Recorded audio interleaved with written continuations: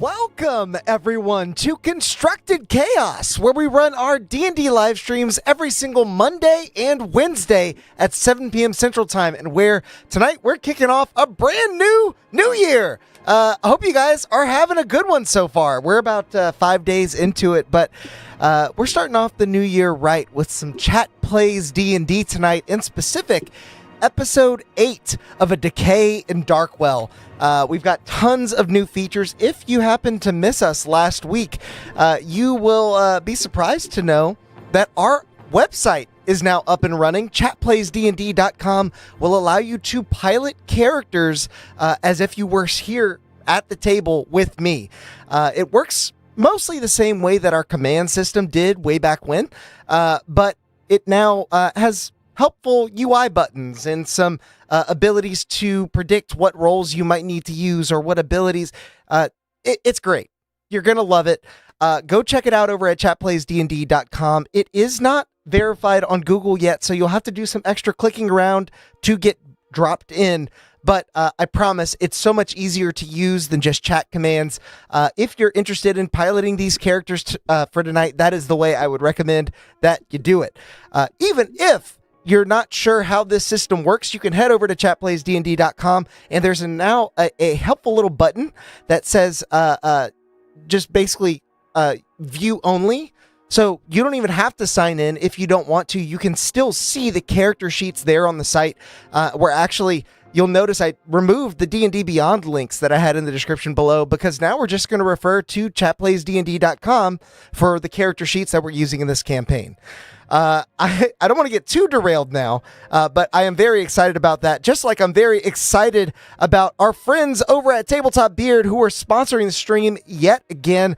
They sent us the Spring Equinox beard oil this time, which is part of their all-natural line, and it smells like spring rose. It is a new year. If you want to be smelling like a rose coming into 2026, head over to their website. The link is in the description below, and you can use code CHAOS20 for 20% off of your entire order at checkout. And if you're wondering why I'm showing off their spring scent in the middle of winter, well, perhaps it's because our own campaign setting, the years begin in the spring. I think it makes the most sense if you really think about it. You know, spring, new things, new beginnings, winter, old things, dead stuff. I think it only makes sense. Saft, thank you for the $5. He says, pour one out for the D&D Beyond character sheets, RIP. We'll still be using them for a little bit in our other campaigns because, well, D&D Beyond is still easier to use, but I have some surprises in store that I probably can't reveal just yet. So be on the lookout for something in the future. Do also be on the lookout for the comment that we got on our last stream, this time coming from our good friend Danny Leo, who's here in chat tonight. He said, whoever orchestrated this cruelty is extremely knowledgeable on dryad anatomy. Danny, I can't agree more. They have to be, right? If they're using dryads in these weird rituals, then surely they know something about the dryad anatomy. Thank you for your comment, and enjoy your 1,000 chaos points. If any of you are hoping to score some extra chaos points for yourself, leave a comment in the video. Leave a comment down below after the video is live and done being live. Wow, I don't think I could have said that any worse. But basically, leave a comment. Every week we select a comment from the last video to be highlighted, and then we give you 1,000 chaos points for it because we really appreciate you being here. Danny says, them roots a callin', so it's time to play ball. Absolutely, Danny. I couldn't agree with you more. Thanks for the $5, and it's time to roll that beautiful bean footage.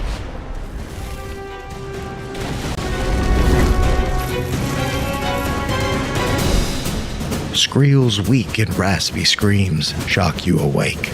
Out of the few hours you were able to rest from the warrens of the Hidden Hand. 3 other gnolls now terrorize the singular kind soul you found within the ranks of the Red Claw.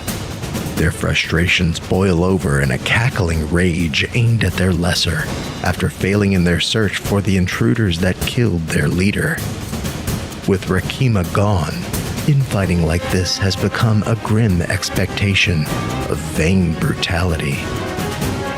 But you cannot sit idly by as this injustice unfolds.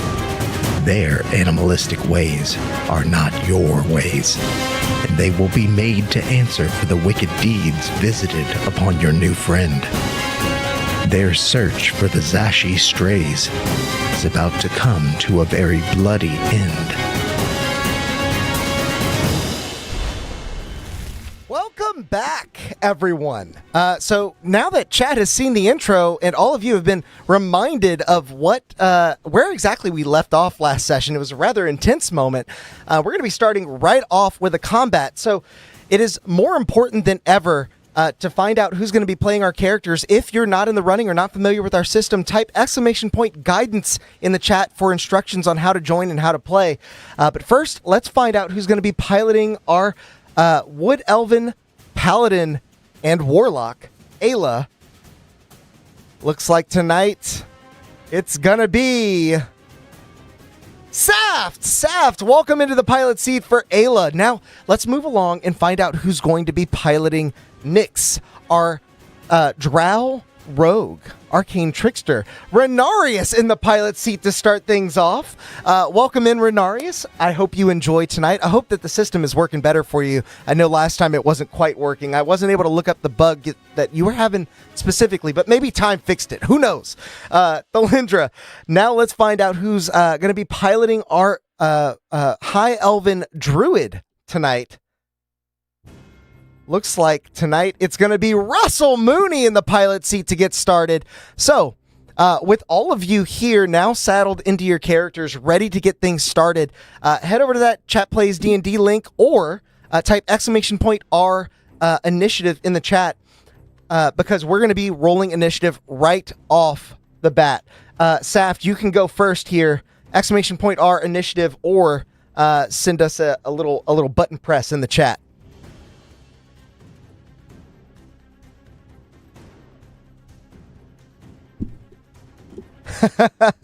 Renarius, we are all going to die. I hope not. I hope not. We shall see. I think we'll find out here soon enough. Oh, Ayla gets a 4 to start off. Not very strong. Let's move on to Nyx, who I'm pretty sure has enough of a bonus to make sure she rolls higher than a 4 at least. So Renarius, either type !R initiative or press the init button on your character sheet on chatplaysdnd.com. We'll find out what your roll looks like. Ooh, a 12. Definitely better, but not ideal. And let me know if you'd like to trade initiative with anybody. I believe you have the alert feat, so you do have that ability if you decide that you'd rather someone else go first. Not that you would, just in case you might. So, Thalindra, go ahead and roll initiative for me now. Russell, give me an initiative roll.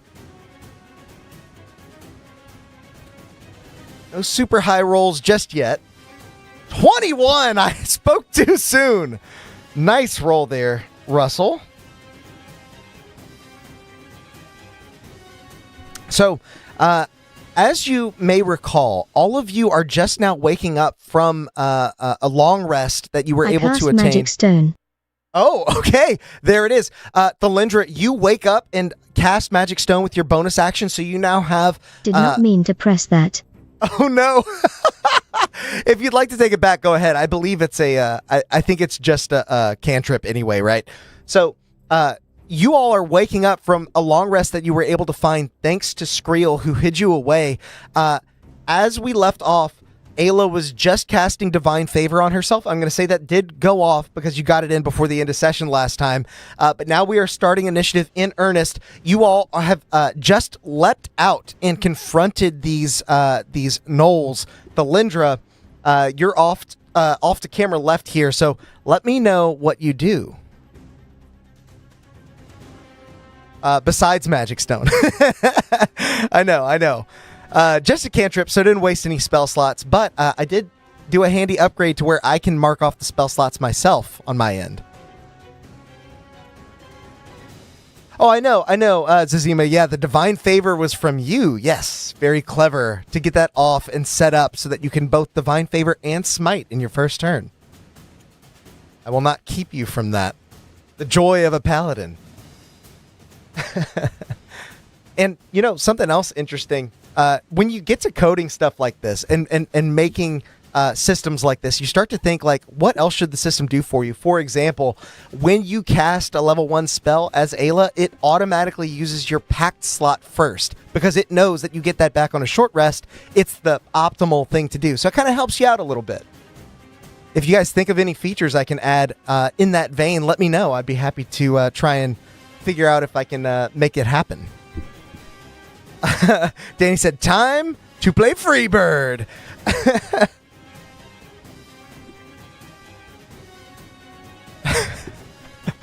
It could take a little while. Freebird is notoriously long. And this bird is not free, and they may not be long for this world. Sorry. One dad joke, as is customary.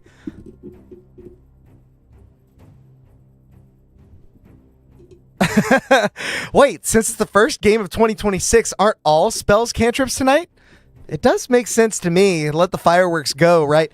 Unfortunately, the system doesn't support that. If only I thought about that before we started streaming, I might have made the change. Sorry, Aaron B. Excuse me, the Aaron B.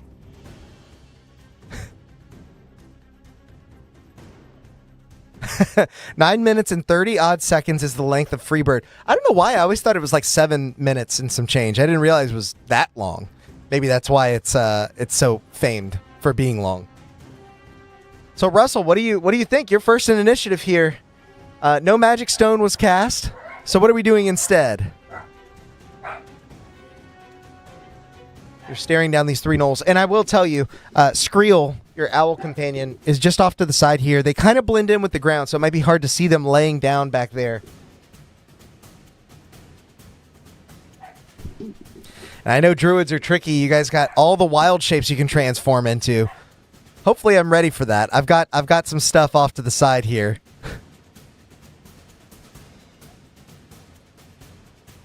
The intricate jam session does indeed go on for a while. I would like to entangle the gnolls and avoid catching the bird lady in it. Okay.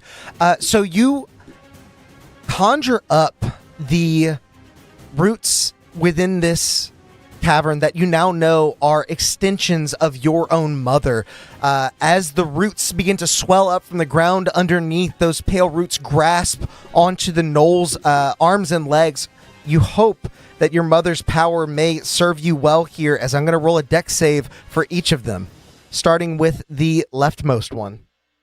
That is a 12, which does not save against you, so that one is going to be restrained as the vines ensnare them, rather the the roots. That's a natural 1, so the second gnoll is also restrained. Are you going to get all 3 with this?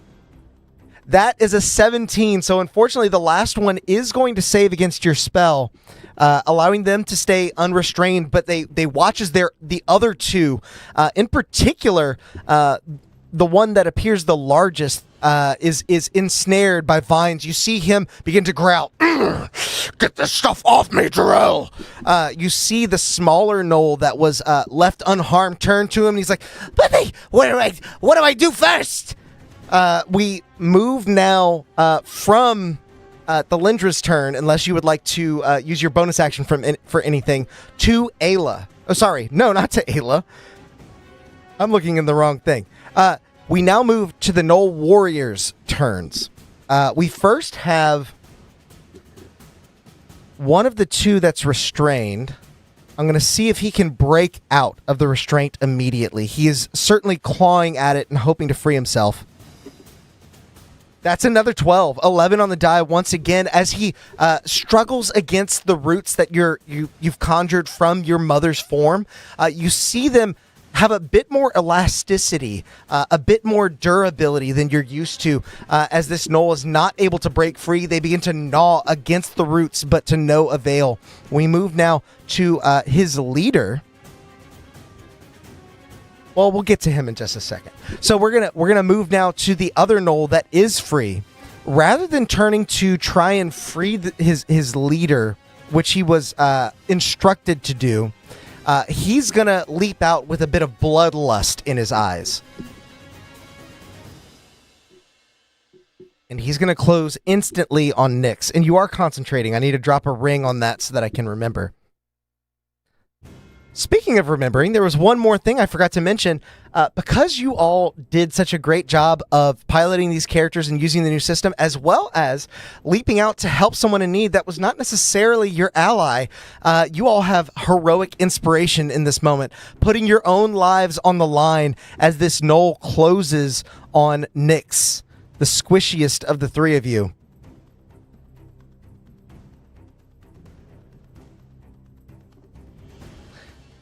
That is going to be a 9 to hit, which does not hit you, Nyx, as this knoll rushes in with its claws. It leaps in. You imagine that it's going to sink those claws into your shoulder, but instead it reaches around with its bite, throwing its own body onto the floor to try and surprise you, but you dodge nimbly out of the way as we now move from their turns to their captain. You hear him scowl at the knoll that ran away from him just moments ago. Useless! As he tries to struggle against the roots, you realize he's not trying to... No, he needs to try and break free. I thought he might try and command somebody, but I think he's going to try and break free as well. Struggling against those roots. Let's see if he gets out. That is going to be a 15. Now, I don't know what your DC is offhand. I need to double check it. But I'm pretty sure that just barely saves. Yep. 15 strength. He is able to break out of the roots as he... You see the vines, the roots beginning to stretch and tear almost in slow motion.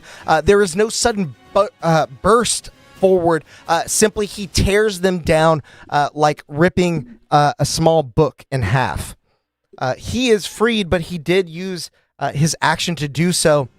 As he now stands there, I'm going to say he's not going to rush in. He's actually going to back away a little bit and try and cover the exit just in case something happens. As he backs up, he turns the corner, turns his eyes around the corner and sees Beakley beginning to move. He calls out to his men, "Careful! There's more of them! That beast is still breathing!" "What did you do?" Nothing! Nothing! I didn't do anything!" It is now going to be Nyx's turn. Nyx, after dodging that attack, what would you like to do? This is going to be you, Renarius. Let me know in chat there. You're staring down this knoll that rushed in on you. Your sisters stand at either side of you. One of them holding back at least one of the gnolls. The other channeling some sort of divinity in an effort to get some extra power and blow your way through these dog-like creatures.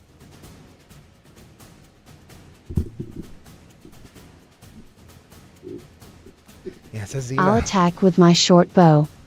Okay. So then, go ahead and if you are attacking with your short bow, are you attacking the one that's right in front of you, or are you attacking one of the other two? Because the one that's right in front of you, you would have disadvantage. Oh no! Wait, you took sharpshooter. You did. I remember this. Right? I'm not imagining it. Double checking. You do have sharpshooter. Awesome. So, regardless of what one you're attacking, you will not have disadvantage. But we still need to know the one in front of you. Okay. So you draw back your bow. Make an attack roll, ! R DEX attack. And you will get sneak attack on this because Ayla is technically within 5 feet of this knoll.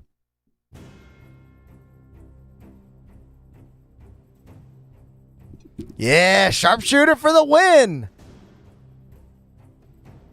Okay, a 21 absolutely hits.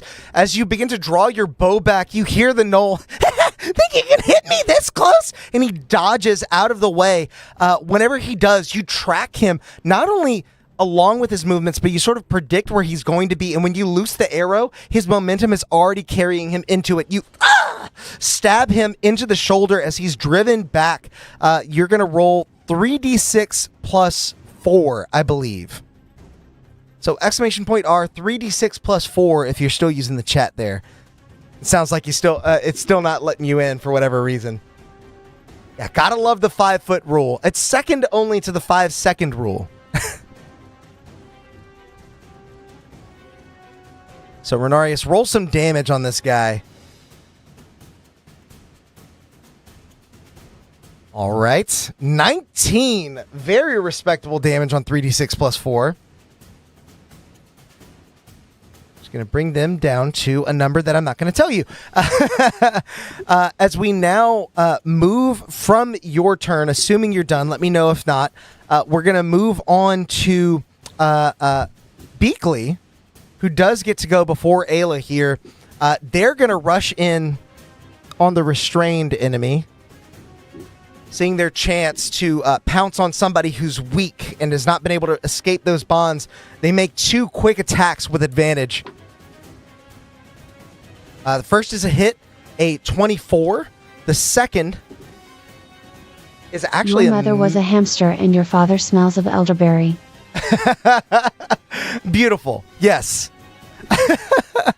As the owlbear charges in with a 13, the second attack is going to miss. They lunge in with the claw, and as the knoll sort of maneuvers out of the way, restrained by the roots, Beakley sees their chance. Stretched at the limit, it pokes out with its beak and jabs into their chest. You hear them howl in pain. Oh! As now they take 14 points of damage, and they are bloodied. As we now move on from Beakley's turn to Ayla. Ayla, you have just channeled Divine Favor. I imagine you are aglow with radiant light within this chamber instead of red light, battling away the sort of violet red of these roots. You have your full turn. What would you like to do? Full turn, and you got 3 enemies here, at least, that you can see. That owlbear has really come in handy so far, but who knows how dangerous the way ahead may become.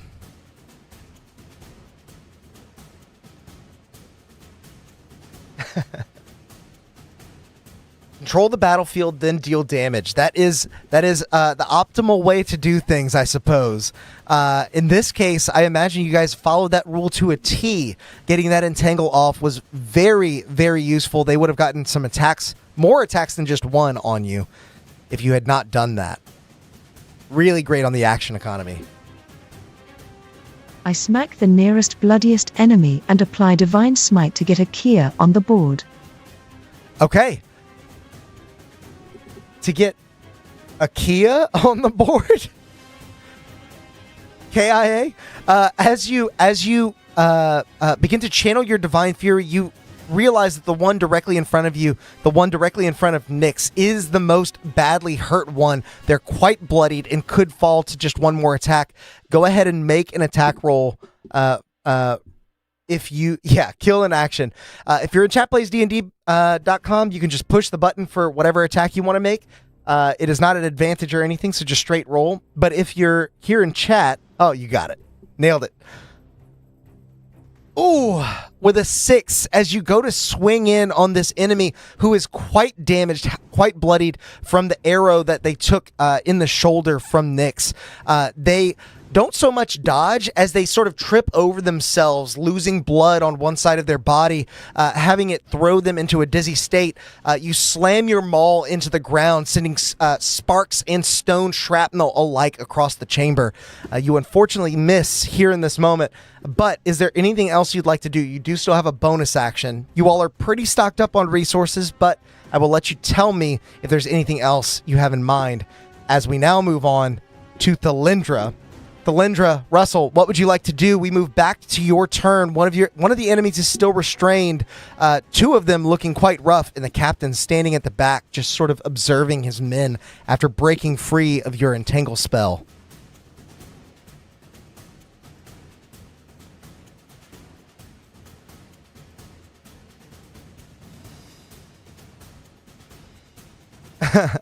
Miss into a crit. That would clarify the odds for us, wouldn't it? At least we got a Hex light nearest show. enemy. Okay, so you cast Hex on the nearest enemy. I use Starry Wisp on the enemy engaged with Ayla and Nyx. Oh, I see. I misunderstood. So, Russell, you use Starry Wisp on the nearest, on the enemy engaged with Ayla and Nyx. Go ahead and roll that attack roll. If you click on it, it should work. Should roll the d20 and then... I cast Starry Wisp. There you go. I cast Hex.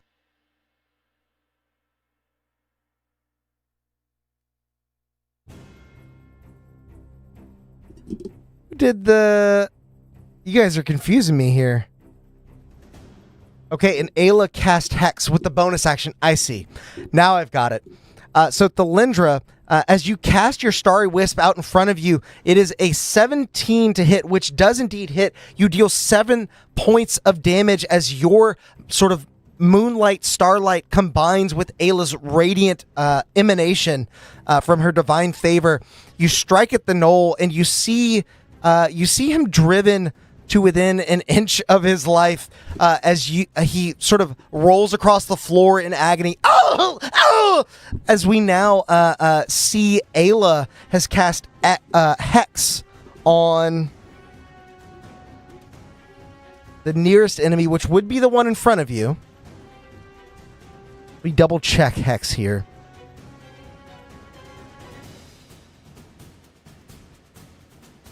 Oh, shoot. I cast Hex. Sorry, I used one of your uses. Don't be mad at me. I'm going to put your spell slot back at least. I also wild shape into a wolf as my bonus action. Got it. Okay. Is this just a regular wolf or a dire wolf? Important distinction. I believe you can do that. Okay, so you are concentrating now, Ayla. See that Dire much? wolf, if I can. And you are hexing this guy. Now, you would normally deal extra damage to him whenever Disadvantage on dexterity checks, please. Thanks, Alex. Okay, got it. Yeah, you're choosing dexterity instead. So as you sort of cast this hex on the individual in front of you, drawing from your more warlock-oriented powers, which are a little unfamiliar to you since you've been playing as a paladin thus far, you channel the wrath of nature into this enemy, causing them to see a little bit of that animalistic rage behind your eyes.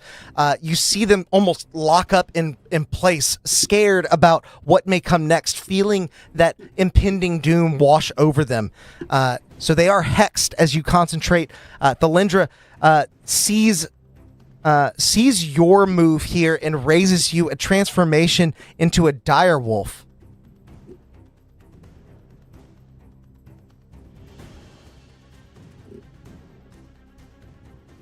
You guys, I'm going to run out of board space here.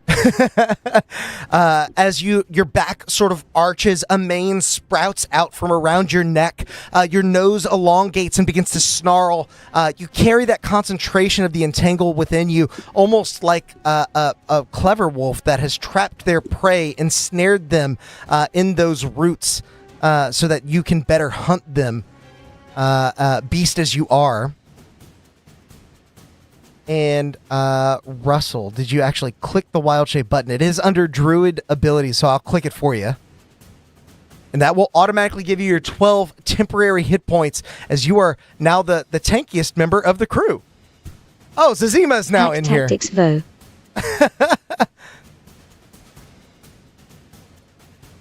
Let's see. I'm going to pull up Direwolf to make sure I've got... You guys keep me on my toes here.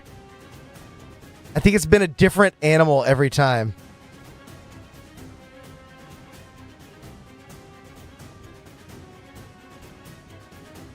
Yeah, pack tactics is fantastic. Hard to pass that up, as you definitely can transform into the direwolf. We move past the Lindra's turn now, back to the gnolls in question. The one who is just barely clinging to life rolls back to their feet and then stares at the three of you, seeing Thalindra now having taken a shape not dissimilar to his own, as he... Well, I'm at least gonna take one of you down with me! As he swings at Nyx once again. This time it is going to be an 18 to hit, which will hit you, Nyx, unless you'd like to cast Shield. I do know you have that in your repertoire. Let me know if you do that. But if not, we're going to roll damage for you, which will be only a measly I'll 5. cast shield. Oh, it was only going to be 5 points, but you cast Shield, getting the... drawing the amber light out from the root bulb you wear around your neck, out in front of you in sort of a mist that obscures your presence. You see the gnolls swing their claw through that mist, missing you narrowly as you sort of bob and weave what is probably going to be his final dying gasp, his last attack here. Let me find your sheet here, Nyx. And that is going to be one of your level 1 spells as you cast Shield. I cast shield. There it is. I fart in your general direction. There is that too, yes.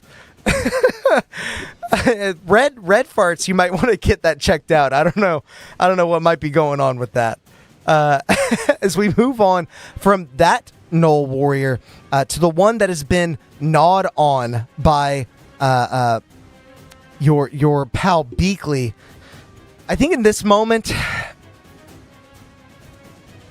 they are not just trying to wrench themselves from the entangle, they are trying to bat away this creature that is right in their face. It is at disadvantage, but they're going to make an attack on Beakley. That is a 14 to hit. Does that hit Beakley? I have to double check.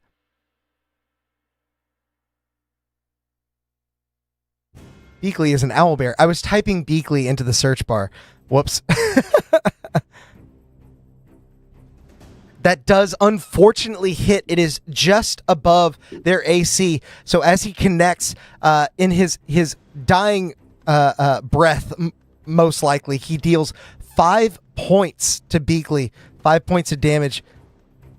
Digging his teeth into the creature's neck as they sort of rustle, and you see their feathers begin to sort of flicker, a little bit of blood drawn into their white color, but they do pull away relatively unscathed. We move on now to the Gnoll captain, who stands at the back and sees this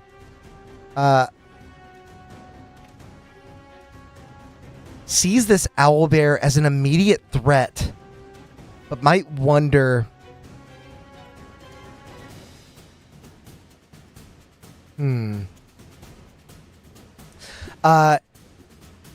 He sees the owlbear gnawing on him, but knows that you all are the immediate threat. This owlbear is just leftovers from what he believes to be normal operations. So he points a hand ahead and he says, "What are you doing? Take out that little rogue!" You are going to now see this gnoll who was on death's door, spurred on by the raw fear from their captain behind them, stand up and make one more lunging attack at Nyx. Now, you do still have shield up. It has not been your turn yet. So I believe your AC is going to be something like 20 or... Yeah, 20. So this 12 certainly does not hit. As the gnoll lashes forward, you dodge through the mist again, and you hear the captain behind him. Useless! As he charges forward and is going to...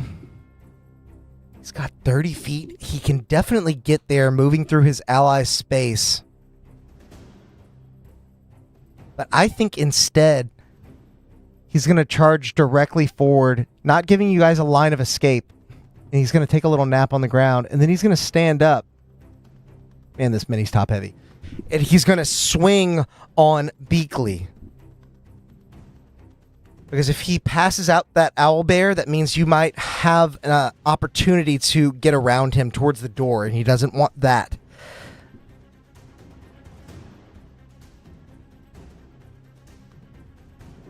Makes his first attack, which is a 17. It will hit, dealing 8 slashing damage to Beakley.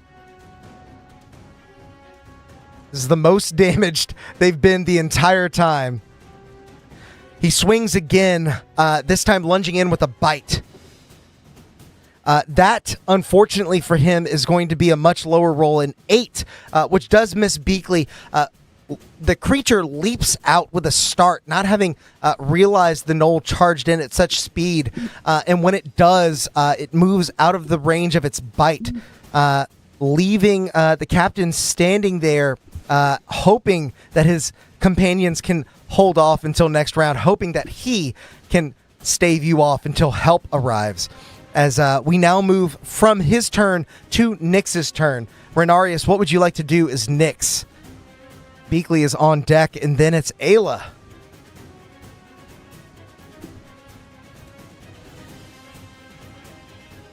I know it's kind of a cluttered mess, but you're just on the other side of this hexed knoll, Nyx. They are on death's door, hacking up blood and hair. They've got an arrow in the shoulder and a starry wisp in the gut. Not looking good. I'll finish off the gnoll I attacked.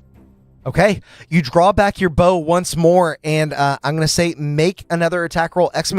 R, dex attack. And anybody in chat that wants to play, make sure you're active. It looks like Renarius is about to switch off of Nyx. It's going to be somebody else's turn. The system will only select you if you've been active within the last 5 minutes. 22! Even higher than the last, I believe, will certainly hit this gnoll. You sort of walk up and just put him out of his misery, drawing back the bow.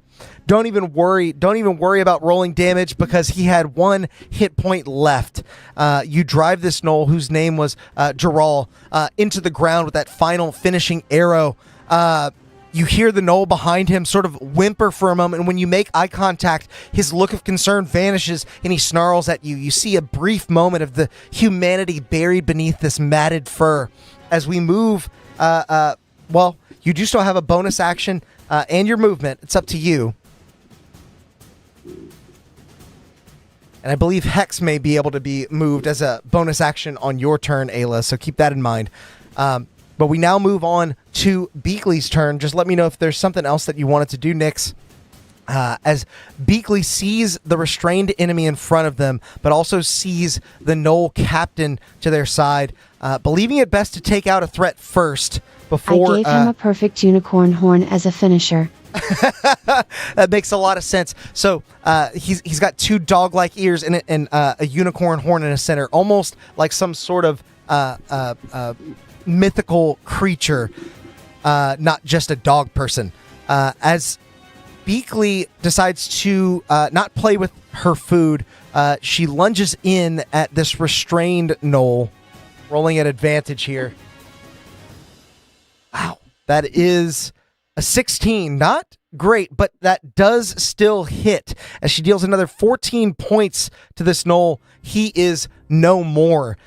The roots holding him in place go slack as the Lendra, your concentration drops and you see the body go limp. Blood now pooling into a mixture with the red light on the floor, pooling over the pale roots that make up your mother's form. We now move... well, Beakley does get another attack. She's going to attack the captain this time. That is an 18 on the die, which will absolutely hit him as she lunges in with her beak, hoping to do damage back to the one that just smacked her for a little bit.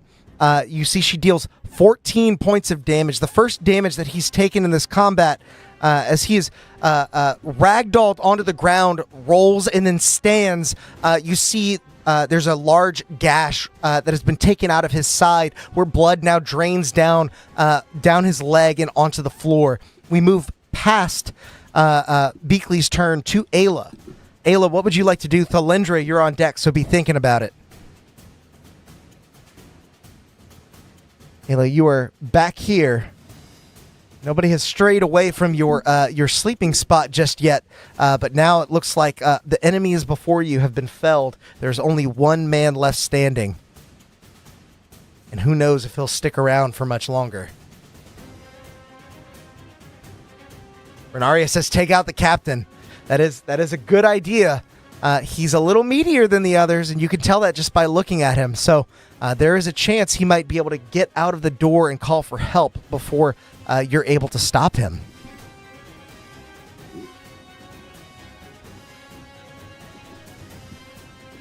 Also, for anyone curious, you guys constructed chaos right at the start of session last time, and I looked at the chaos pool. Because of the overflow, this one's already got... The captain apply smite.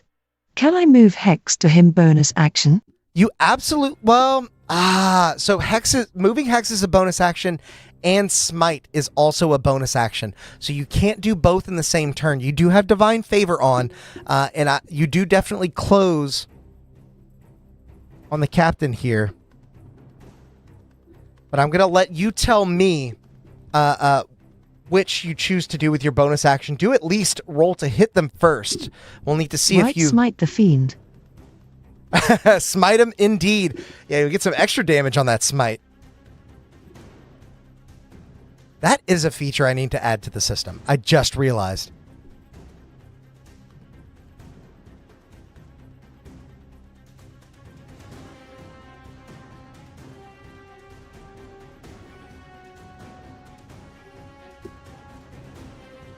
Oh, 18. I see. So, Ayla, as you close on the captain, seeing Beakley somewhat distracting him, he's a little haggard from that last attack. You're able to bring your maul around, even radiant as it is. He doesn't notice it until the last second, and you clip him in the side. That 18 certainly hits. Go ahead and roll your damage. The system should be helping you to do that now, and I'll just add a D8 on my end,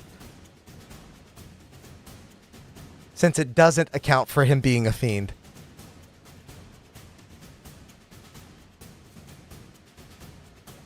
Oh, Matt, you're Ayla now. Oh, I didn't think about that happening. So, Matt, here's the thing. If you're in Chat Plays D&D, the generic dice roller does work now. You're going to roll exclamation point... sorry. You're going to roll 2d6 plus 3d8 plus 4, I believe. Yes. So 2d6 for the maul, 3d8 for the smite, plus 4 for your modifier. And it should all work. I tested it before the stream. It'll even tell you what each dice rolled. All right. 23 points of damage. As you wield this maul, colliding with his backside, you can hear his spine crack out of place as he yelps onto the ground. He turns around, sort of whimpering and hunched onto the floor, blood draining from his side from where Beakley assaulted him before. He is still up, however. So, with that, I believe... Hang on, I did my math wrong. I believe it is now going to be the Lindra's turn. The Lindra, you are wild-shaped into a direwolf. You see this captain on their last leg. You're a little far back from them, but your wolf has afforded you some new speed. And so you may be able to get there before this captain turns and flees away from all of you.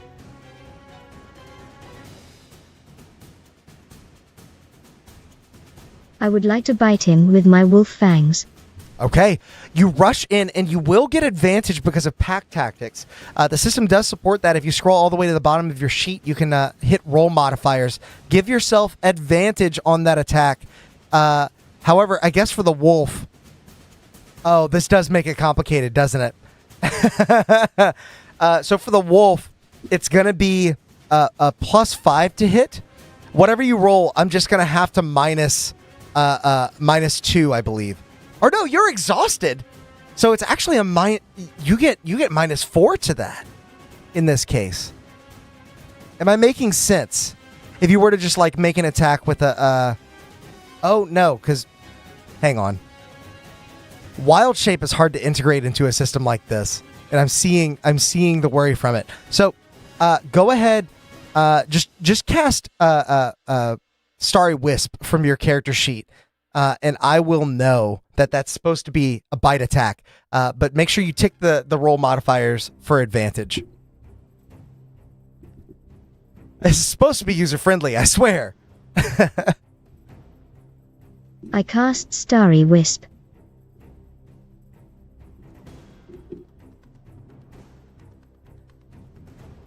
Whoa, that's a lot of weird things that just happened. Did it automatically roll? Oh, Starry Wisp must automatically roll the damage. I see. Sorry about that, guys. We're discovering new bugs tonight. But I can see from the chat log that a 26 is certainly going to hit thanks to your advantage. You're going to roll your damage dice now, which is going to be 1d10 plus 3.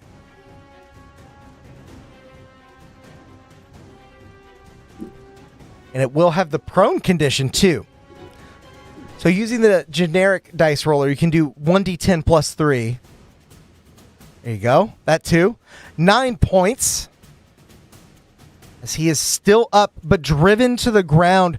You lunge in with your wolf form, galloping around the corner.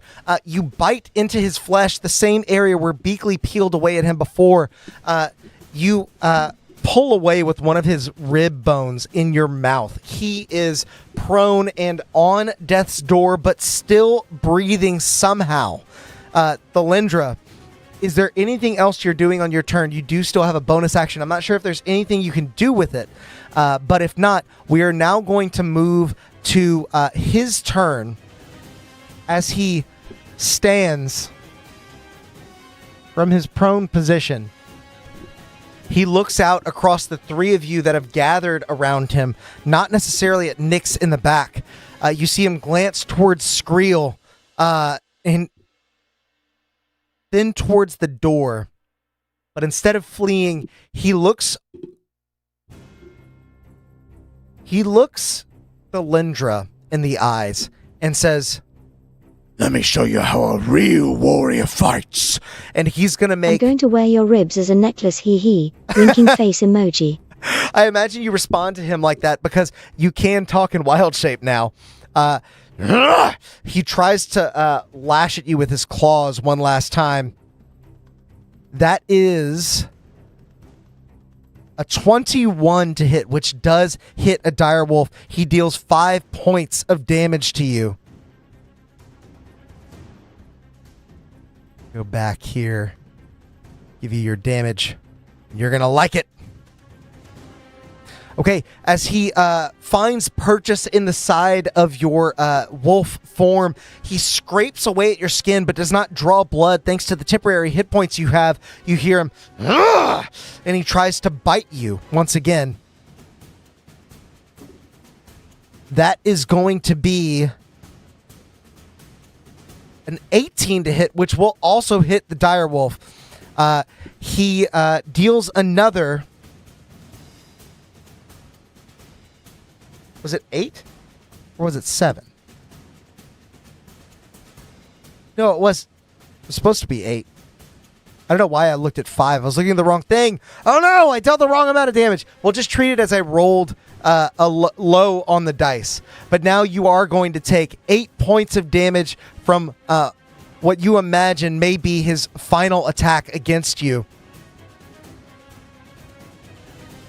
Did it subtract the temp HP and the HP as well?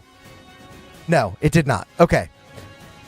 As we move from his turn with those last 2 attacks, all that he really can do against your team here, Nyx, you have the final say in this combat from the back line. Danny Leo, what would you like to do here?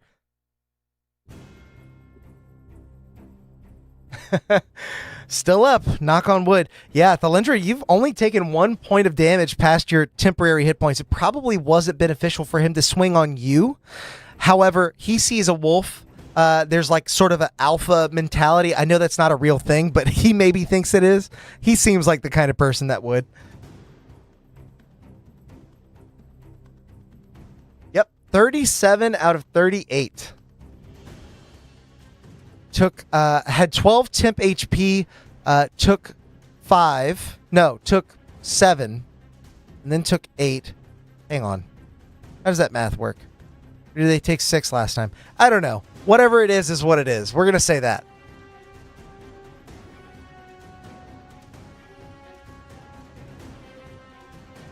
Knowles would definitely think like that. I agree.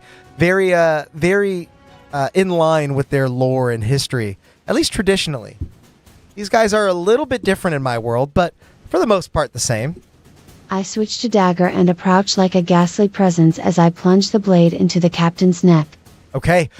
You all, the 3 of you gathered around this knoll watch as a bit of red mist slips across the chamber. There's a lot of smoke in here thanks to the cook fire that's still going. And so you don't think anything of it at first, but then you realize this is Nyx as she plunges out of the darkness, jabbing her knife into the back of this knoll.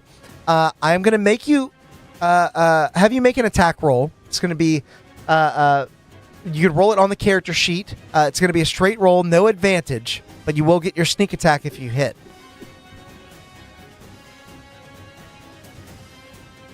If you want to roll it in chat too, you can. It'll be !R DEX attack if you want to go that route.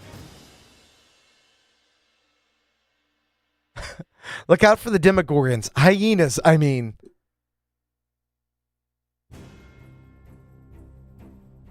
Oh, I see. Yeah. Where's Vecna then? Yeah. This is very Stranger Things-esque with all of, like, the red and the roots and the vines and stuff. 25. Just below a crit. You absolutely hit them. I'm going to save you the use of rolling damage unless you want to. Because with 3d6, there is no way you don't kill this person. You drive the dagger into the back of their neck just as they go to shout for backup. You cut their throat. Their windpipe gasps, letting out a sort of like airbag flub as they fall to the ground. Not very menacing or intimidating as this final knoll, this captain, goes down with a burble. We now move out of initiative as we are left with just the 4 of you and Skriel. What would you all like to do?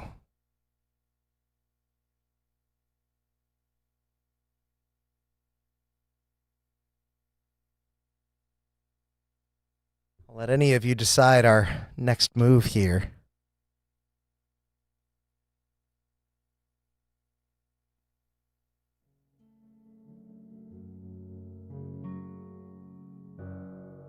I say we should search the bodies, then leave together. Okay. Delindra, go ahead and make an investigation check for me to see what you can pull off of these bodies. The gnolls are mostly clad in loose cloth and a little bit of leather, but you do see a couple of them have some pouches on them. They might be carrying some goods at least.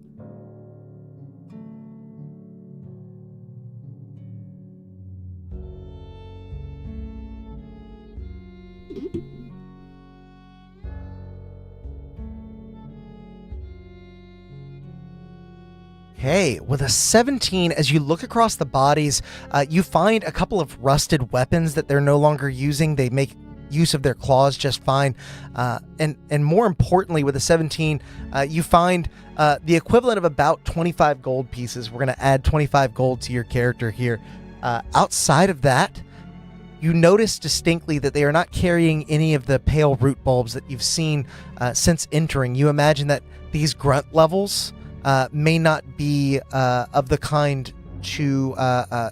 this might be something only important people carry. As you're sort of searching them over, Skriel begins to lumber to their feet. All right, this is exactly what I was worried about. You all need to go. Get out of here. I don't know what'll happen next if someone stronger comes. These guys are nothing. And as she says that, you hear another calmer voice echo from around the corner. You see an old elf step into view, hands folded and clasped behind his back, unhurried, almost polite. Oh, Nyx, it's you. I thought I heard a ruckus at my door. My apologies for the way you were greeted. Nyx, you look upon the man that was once your caretaker. The man you know as Levalis.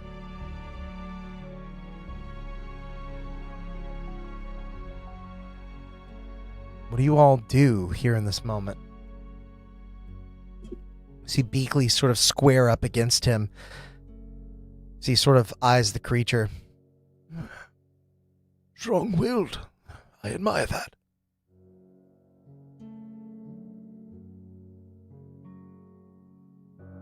Nyx, after ending it, looks to the surrounding roots, while finding her hand clenching tightly of her own pale root bulb.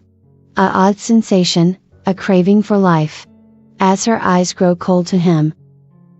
Oh no, Nyx. It has been so many years. I was beginning to wonder if you would return. I'm happy to see you. Do you remember me? He seems almost perplexed by the way you look at him, wondering where this animosity comes from.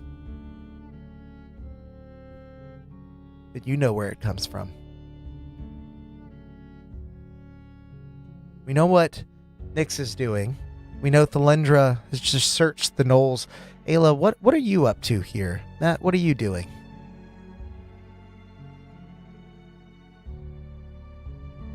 Nyx. Ayla calls out. Are you okay?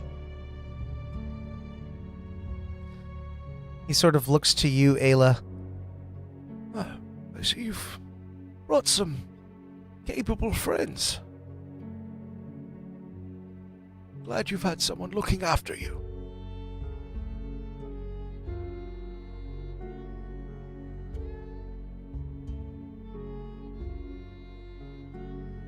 Nyx, what do you do here aside from giving him the cold stare? You say anything to him? He asks, do you remember me? Do you reveal that you do, or do you pretend to be forgetful in this moment? Uncaring, even?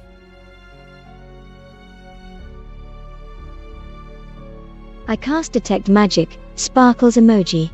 As a glass eye on my belt goes off. We must be on our way unless there's anything more to do here. Shut up. You know exactly what you done to me. What you turned me into. What I turned? Nyx! I did nothing. I sent some of my companions in search of you after you fled. I was worried. Would you blame me? Ayla, as you cast Detect Magic, you have Detect Magic. More importantly, I don't think you do. Yeah, no Detect Magic from Ayla here. As Ayla does at least make a vote for everyone to, Oh, species trait. Thank you, Zazima. I missed that.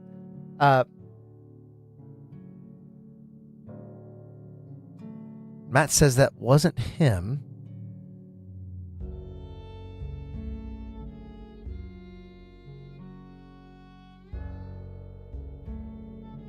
So it must have been Thalendra?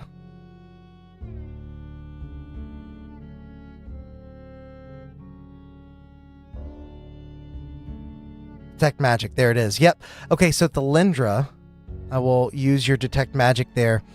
As you begin to scan your surroundings for anything that could be magical, you do definitely get a hint of, we'll call it a mixture of transmutation and enchantment magic coming from several points underneath this wizard's robes.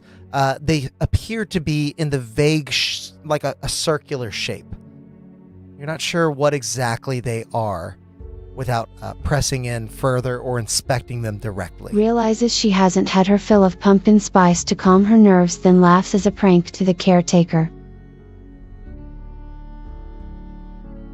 You begin to laugh and maybe take a swig of your drink as Lavelis looks to you. Oh, Nix, I didn't realize you saw me that way. It makes me disappointed, but you are entitled to your own opinions, of course. I am simply happy to see you well, and here. He then sort of glances down towards the bodies spilled across the ground, and then his eyes settle on Skriel. Clean this. I must show our guests around our home. Again, apologies for how they treated you. He turns to Skriel, and you see Skriel then, "Oh, yes, Master Morrow, yes, right away, sir." He begins to turn towards the doorway, and as he has so many times in your past, Nix, he says, "Come along now. I shouldn't keep you waiting, now should I? I wouldn't be a good host." He turns and begins to walk out of the door and just expects you to follow along. What do the three of you do in this moment?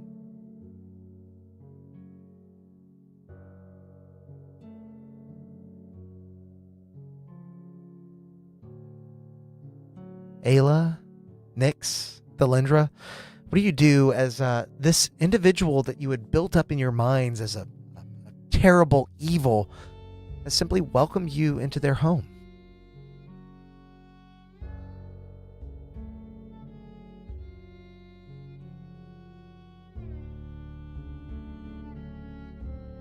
He certainly seems to harbor I suggest no we love get for out the of here, Knolls. but we trust you, Nix. Shall we follow him, then just make to the exit? It's not a bad idea. Ayla says she trusts Nix's judgment. Delindra suggests perhaps a covert operation to flee and get to the exit. What exactly do we have in mind here? Seems like Nix may be the deciding vote here.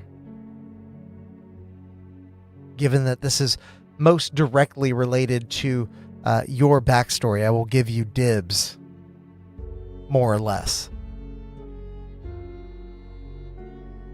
What I was saying earlier is you guys did construct chaos right at the start of the last session. There was so much of an overflow that there's quite a jump start on this chaos crystal over in the corner here.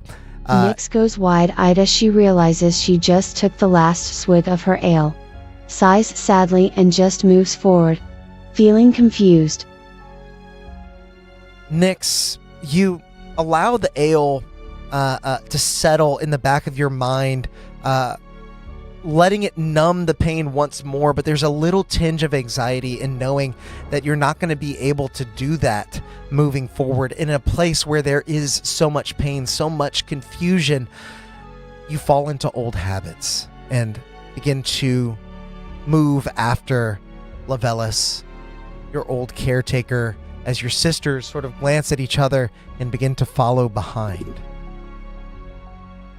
Lavelis leads you onward through narrow halls where pale roots pulse with violet red light, rounding corners as if he built the place himself. You spy a pack of gnolls cackling in an alcove until they fall dead silent at his approach, lowering their gaze when you pass, not daring to utter a word. "So, Nix, what have you been up to all this time? And, your friends, where are they from? Take it somewhere in Zashetan. Do I spy the antlers of the Order of the Jackalope? Quite prestigious they are. Quite noble." He sort of nods towards you, Ayla. He sees Thalindra as the wolf, but also... "And one that can change shape. You are one of those, aren't you? Quite a talent you have."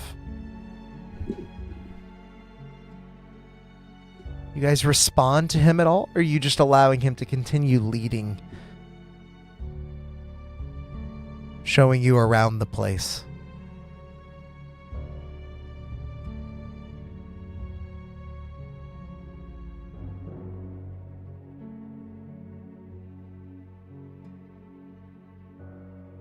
If you want to ask this man any questions, now would be the time, but perhaps you'd rather keep your lips sealed. There's certainly nothing and what's wrong. the plan you've got going on here? Make a persuasion check, Ayla, as you press this old elven man for information. You see a little bit of your own wood elven elders in his eyes. He is a wood elf himself, though quite pale at this point. The bronze has been exchanged for sort of a moonlight pale blue.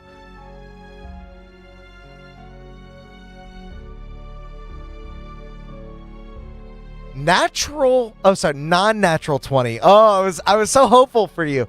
But with a non-natural 20, you see him mull over the question as he... Well, that is a very, very long story, and I suppose we have some time. You see, I wasn't always this old, this wrinkled. And before even your friend, your sister Nyx, knew me, I was a younger man, sent here by the leadership in Torvosa, called Dawn, to investigate the goings-on in this area. The town had assumed the name Darkwell because its well was very deep. It had made many people sick, poisoned. We noticed there was an uptick in outbursts here. And Caldorn, worrisome as he was, concerned for his people, sent me here to investigate. When I arrived, I found something quite unsettling. It did appear the well was poisoned, but not in the typical manner that would make one ill. Rather, it was something more arcane in nature. I began to excavate, conduct research, create these tunnels. I created a tower for myself to live in over my extended stay, keeping in contact with Caldorn, of course. I expected to find something misaligned in the magic of this place, and I did find that. But I also found ruins. Something buried deep beneath this place. Something I believe dredged up long ago by a great calamity. By the primeval turtle, Ao, as they trounced from the water onto the land. Nyx, rarely of this mindset, looks more perplexed, as if the roots themselves are amplifying what she already carries to heart. A turmoil brewing in the Drow. I suspect this is all new information for you, Nyx, and I'm sorry to drone on. I'll get to the point. I saw in those ruins a great threat coming. And when I relayed that information to Caldorn, he did not share my worry. He did not share my sentiment. And he would not listen. So in short, I am preparing for what comes next. There is a doom upon us. And this all, what you see, despite how it may seem, is all a Who means is to this an owl, end. and what does he have anything to do with this? Oh, Skriel, you mean? Well, Skriel's cleaning back the mess that you made. That is their duty within the Order of the Red Claw. That I have very little to do with. I have, of course... quiet, Knowles! Quiet! They never do hush, do they? Quite annoying at times, but again, they are a means Bippity to an boppity end. boop, now to give my turn a end, rolling on the floor laughing emoji. Danny cycling out to Ow. Zazima. Ao indeed has now made an appearance within a Decay and Darkwell. As Levelis shouts out to the gnolls barking in the background. You hear them almost whimper to a quiet when they realize that they're being loud around who they've referred to as Master Moro. The owl, Skriel. They are low in rank. It's not really ideal, but it is how they conduct themselves. I have afforded the creatures power to, again, my own ends, but their power struggle, their hierarchy is not up to me. How they conduct themselves is in their own wheelhouse. Now, that said, I think it best to show you rather than tell you what it is that I found and why I resorted to such vile measures. I would not have if I had any other choice, of course. As he then approaches, you see a dead end and a metal-braced wooden doorway flanked by 2 flickering torches. The locked door yields to Levelis as he pulls a thread around his neck and places a key in the lock before swinging the door wide to reveal a candle and root-lit study that is somewhat cluttered. You see, there are a number of different tables, and this seems to be a little bit larger than even the cooking area. But what takes up the most space, aside from the tables and the papers that clutter their tops, are small fragments of ancient stonework that are laid out across the floor like bones. Now, do be careful. Much of this is very, very old. Older even than me. Very fragile stuff. Very fragile indeed. Do you all follow him into this study, or do you think better of it and perhaps do something else? I'll let the first person to respond make the decision.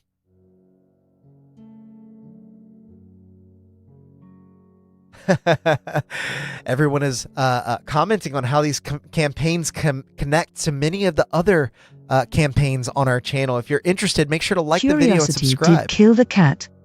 Curiosity did indeed kill the cat, but that does not keep you from following Levelis into his study, Ayla.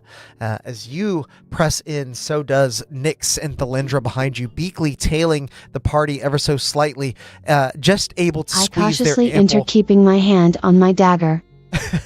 Beakley just barely able to enter with their ample bosom squeezing through the rather slender doorway. And as you all enter into the study, this is where we're going to take a quick 10-minute break. We'll be back in just about 10 minutes. Old man, we need answers. The old man will spill the beans, perhaps, upon our return. Make sure to stick around to find out what exactly happens on the other side of this interaction. And to join the raffle over the break, earn yourself some chaos points. We'll see you in just a bit. Okay, bye!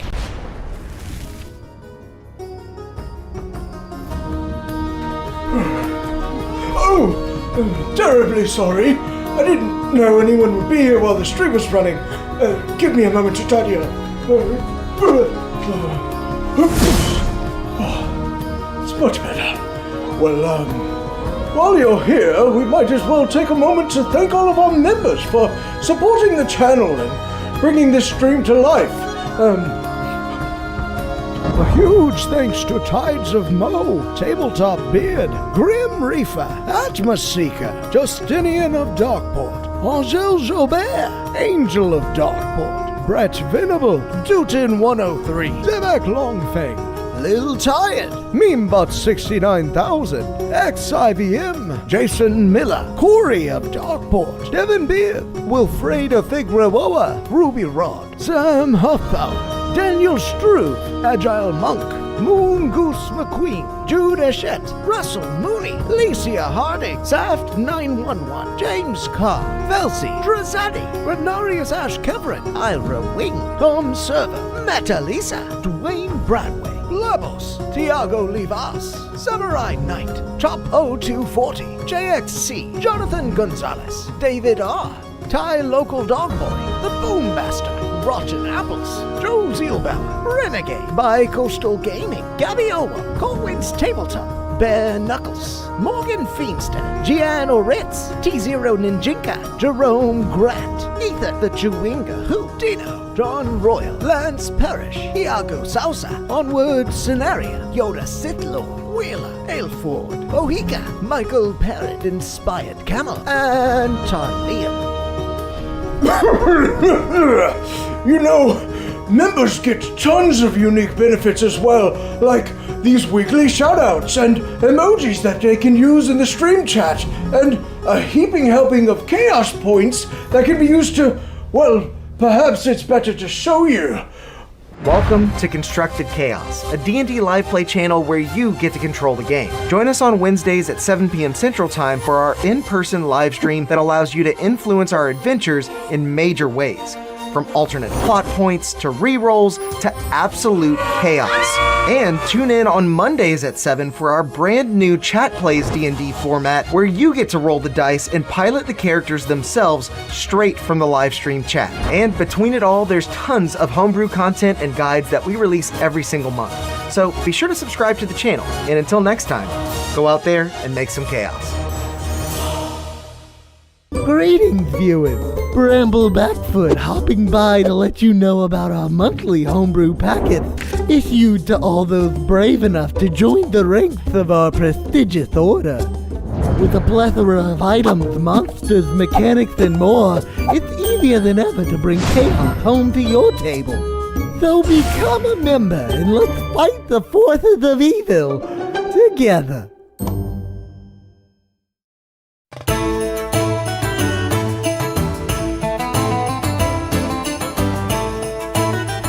Thank you, you're all too kind, and the drinks are on me tonight! Ha ha ha ha! Oh, you must not have enabled gifted memberships! Let me show you how. Ha ha ha ha! What you'll want to do is make your way over to our channel page and then add /allow_gifts. From there, you can turn on the toggle for free stuff and join in the chaos. Ha ha ha ha! Now for my next tune, a little ditty about a dead necromancer named Pinky. Hello, Drazad here. Oh my god, you have got to come check out all of our wares. We have so many different things. Help support the stream and get yourself some new magic items as well over at the Constructed Chaos store.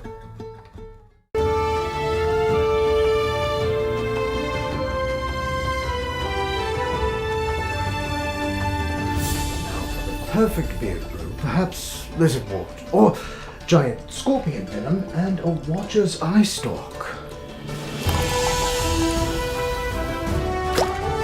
And just a little dust of undryness. Not one of those crafting table!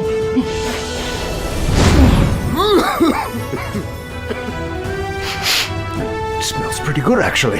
Fireball! Bring home the chaos of juniper forest and magical embers with my own personal beard products in partnership with Tabletop Beard.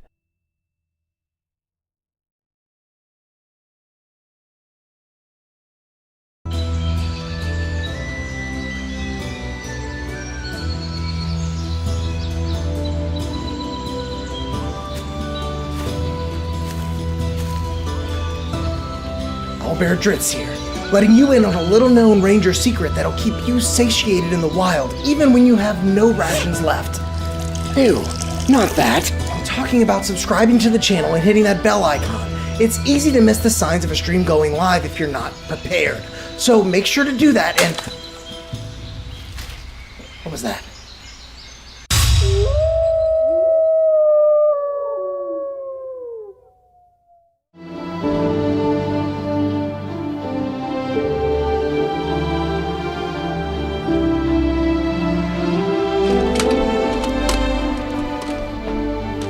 Hold it right there, adventurer. We're looking for some deviants that refuse to like this video while they're still watching. You wouldn't happen to know anything about this heinous crime, would you? Well then, as you were, but stay out of trouble.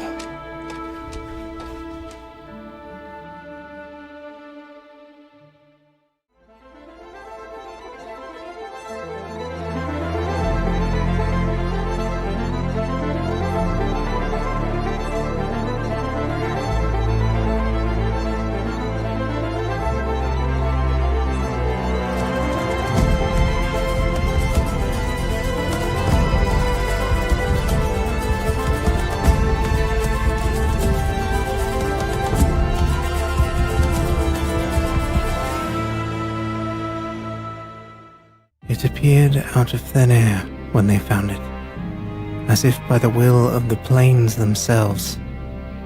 A curious and mysterious bauble that has turned up time and time again throughout the ages. Some have studied it all their lives, hoping to unravel its uniquely fascinating magical properties. Many more have used its power for their own, though all falling victim to fate in the end. Now, it calls to you, by chance, by destiny, by desire. It matters not. It calls to you, and it calls to be cast from your palm, so that it might deliver unto you the unknown wonders held within.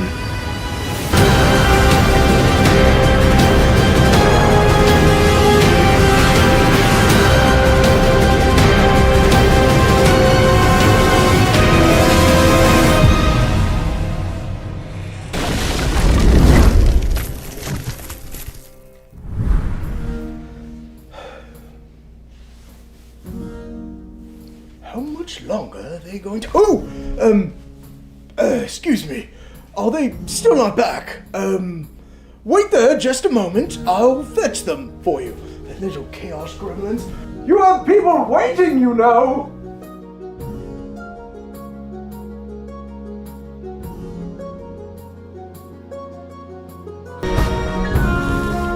Welcome back, everyone. So now that Chat has enjoyed their break and Renarius has their 1,000 extra chaos points, we rejoin our adventurers after the question posed, "Spill the beans, old man," from Renarius, the Lindra, as he looks to you a bit confused by the amount of rudeness pouring from your mouth. He doesn't know you very well. I'm going to have you make I'll let you decide, either persuasion or intimidation, depending on what you're trying to do.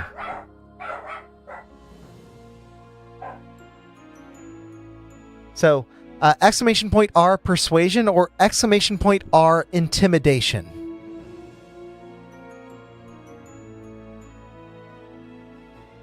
Had to get rid of my coat. It was getting hot in here.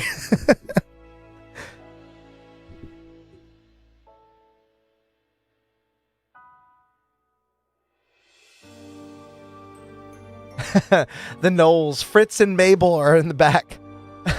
Frats and Maybe. I like those names better, Mabel.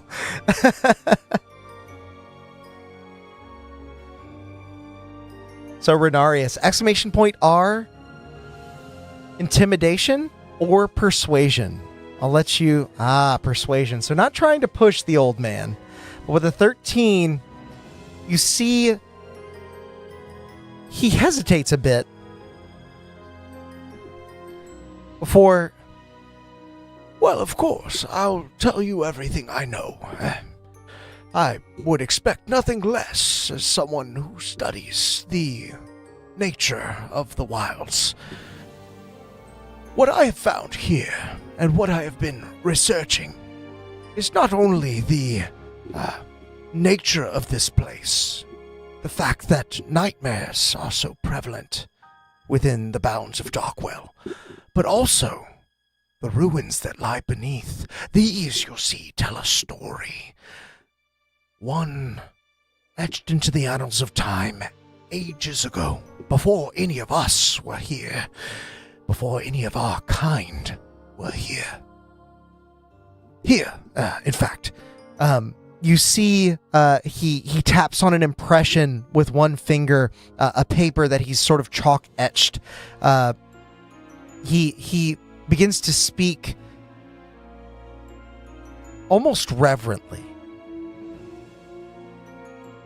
There was an ancient society, and I have spent much time deciphering their ancient language. The things they said would astound you, but most important of all is this impression here. It is only part of the inscription that has stood the test of time, but it says, "The Creator's hidden hand of destruction." Of destruction. Now, at the time, I was not sure what to make of this. I thought perhaps I had mistranscribed this writing, but I have come to believe that they speak of the giants, the arbiters of creation themselves, those left behind to create Solim as they saw fit. But most importantly, this phrase, if it is referring to the giants, mentions a hidden hand of distraction. Now, our histories know only of the giants being creators, not destroyers. The very fact that the civilization very obviously came to an abrupt end tells me that perhaps these giants have simply not destroyed us yet. It is my belief that Solim has not just been made one time, that perhaps this existence, this reality, has been fabricated many times over. And so I would have us prepare for the impending battle. I wish not to be made anew. I wish not for that, for all the progress that we've made to be erased, as these people, I believe, once were.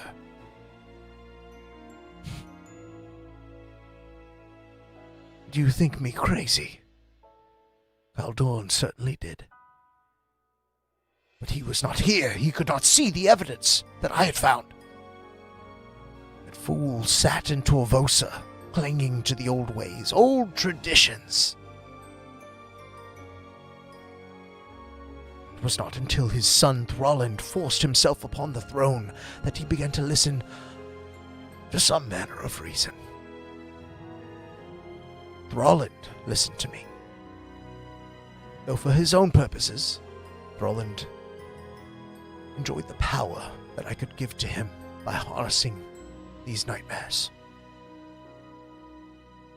I gave him the form of the Ionok, a dark and twisted form, but a strong form, one he could lead with,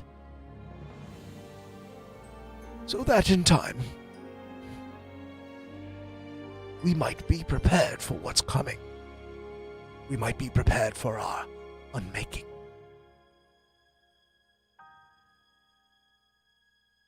What do the three of you say to this explanation coaxed from the old man's lips by Thalindra, though he seemed to be quite ready with most information?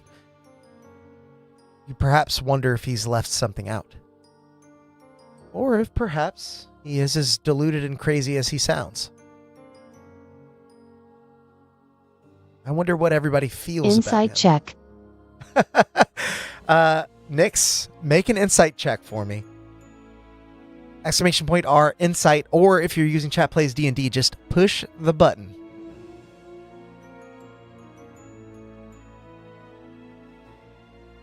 Okay. The 16 against his own roll. You imagine that he is certainly underselling the brutality of what he has done. And he has not made much mention of the dryad that he has, you have heard, been torturing to attain this power. You, with your 16, almost see a piece of him that is regretful in what he's done. But the pursuit of knowledge has driven him forward anyway, beyond that hesitation. You see that he probably knows that.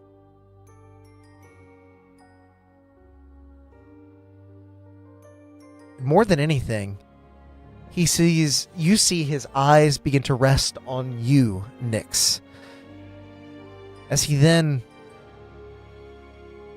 measures you. And, of course, Nyx, I can think of no better time to tell you this. It was in these ruins that I found you. We see guilt in you. What, Aaron?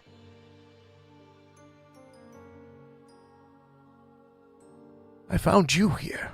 And yes, I do carry guilt at what I Aren't you telling us?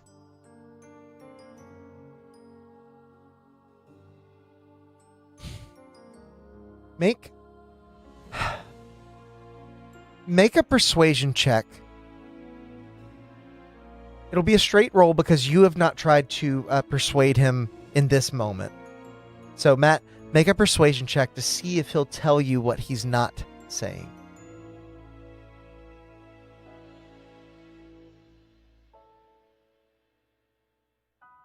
Well then, with a non-natural 20, once again, holding strong to that same persuasion check that you made earlier, you see Levelis begin to sort of nod. I have done terrible things to the people of this town. They didn't believe me either. I needed them pliable, and I knew that there were powers here, dredged up by Ao, that I could make use of. When exploring the ruins, I found a sense of purpose, uncovering lost histories, reading words long since forgotten. And yes, perhaps I've gone a bit too far. Perhaps I'm wrong. But what? What if I'm not? What if I'm not wrong? All of us must just do what we can to press forward. And that in mind, Nix, I must tell you, for I know not when I may see you next. It was in these ruins that I found you.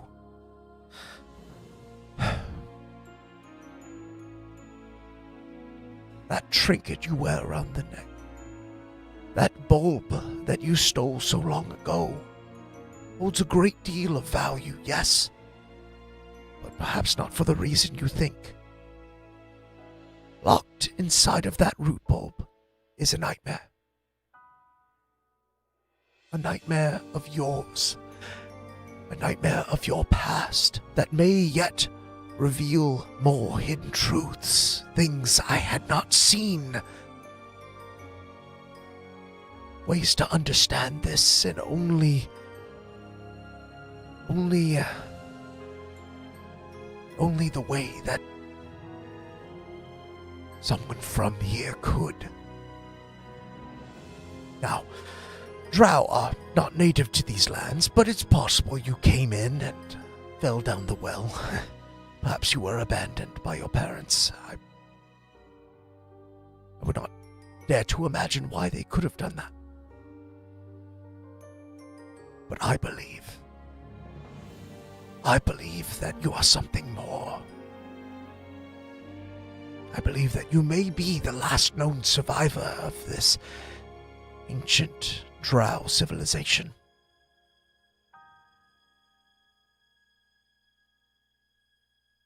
What say you? Would you dare to relive that nightmare and discover the truth for yourself? Maybe one day I'll confront my nightmares and become stronger. Flex biceps emoji. Maybe one day we'll see each other again, but in a different way. Perhaps, but Nix, for old time's sake, you must learn of this past now, and tell me. I wish to know. Was I right? Am I right? Was this all for nothing? Or was I right? You see, you've seen addicts ever since coming to the town of Darkwell. Those addicted to the effects of Ta'alva, those racked with exhaustion, unable to sleep. But this is a different kind of addiction. You see this man having searched for so long for the thing he needs to know. And now you hold a secret that he does not yet have, and he must have it. What do you do in this moment?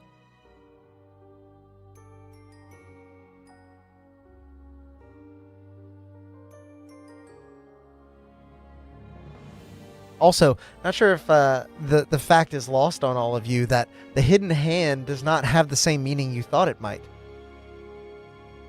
The hidden hand refers to one that destroys, one unseen. Does not necessarily refer to this man, Levelis.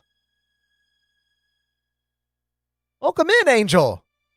Good to have I you. stand directly beside Nyx to let her know that I'm here, whatever her choice. Imagine you see Nyx sort of glance over to you. Having fostered a long friendship with you, this past of hers feels a lifetime away. And a past that seems to have even more to it than you first imagined. Hidden hand is bad. What's happened so far? Well, the adventurers defeated the gnolls, and then they ran into Levelis, the old elf that raised Nyx. He seemed to harbor no ill will against them, and so he is telling all of his juicy little secrets to them while hoping for something in exchange. But it remains to be seen if Nyx will press into the nightmare contained within the root bulb she carries. You will learn of the secret one day, but for now, if you wish to keep in contact, let me know. I see. That is your choice, then. Well, at the very least, I should show you We'll get our what... answers, Nyx, so let's find out more where we can. Indeed. I wish not to trouble you with reliving what could be a painful memory for you, a painful nightmare. I've seen so much of it. These bulbs, each of them contains someone's personal grief. That is where they draw their power. And so, in essence, you must know that your power extends from that. I hope in due time that you will allow yourself to see what you've been hiding from. And I hope that in that time you will share it with me. But in the meantime, I would like to show you one last piece of my research. One that I believe will be quite enlightening for you. You see he turns and steps back into the halls, obviously expecting you to follow as you once did, and as you did only What do moments these ago. roots have to do with Ao?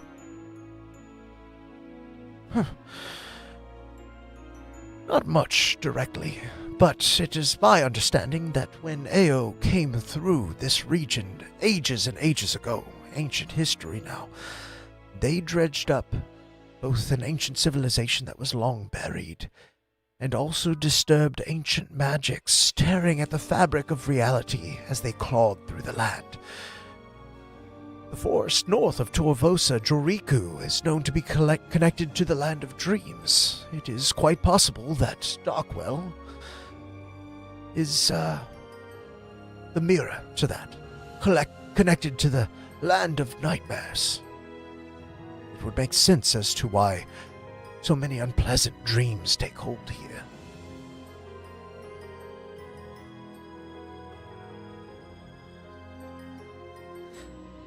So what do you all do as he reveals yet another secret to you and seems to be letting go of the fact that Nyx will not relive that past of hers?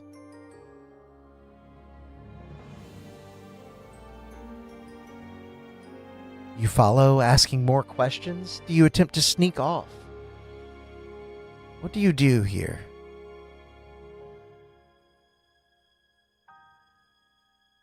A bleeding of realities. Danny, you're like in my head. You've got to read on all this lore pretty well.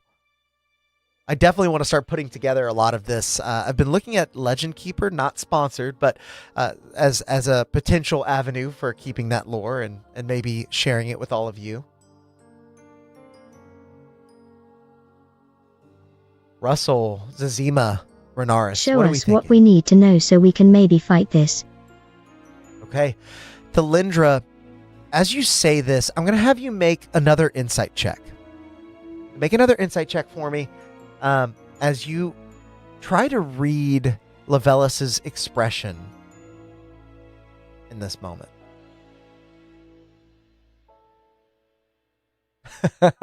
Danny Leo has a permanent detect thought spell on me.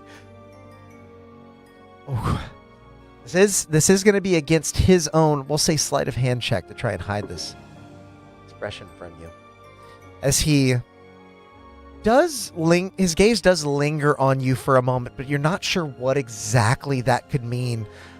You get the sense that he is probably hiding something from you, and you specifically, but you're not sure what.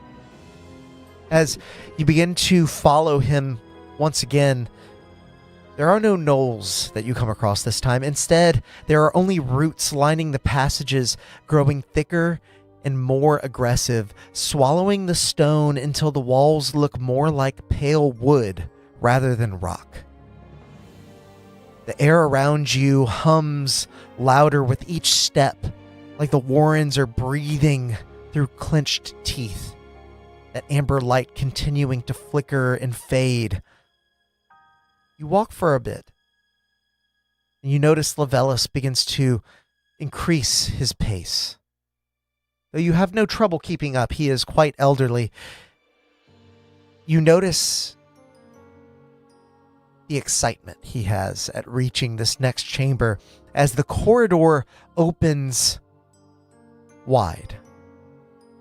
And at its center stands a massive pale tree.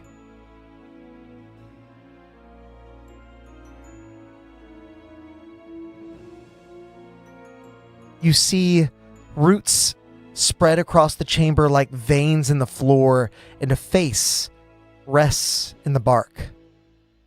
Familiar. Thalindra knows it before her mind can deny it.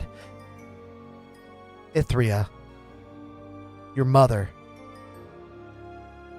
Nearby, you see your father, Letherion, hangs restrained and unconscious, held upright by pulsing roots that bind him in a cruel embrace.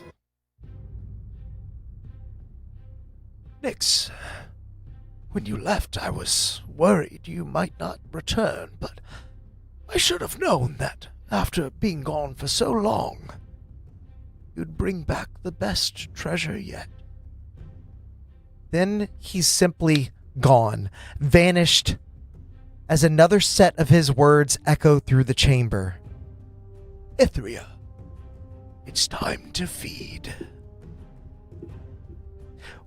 Within the bark of the pale tree, the face's eyes snap open, flooding the room in violet red light. The roots on the ground begin to slither, tightening around your ankles as Letherion is dragged closer to the trunk and around the other side. What treachery is this? Thick, jagged thorns spear up through the cavern floor like teeth breaking through skin. I am going to have you all roll for initiative as we enter yet another combat. Lavelis having disappeared, you now are met with this vision.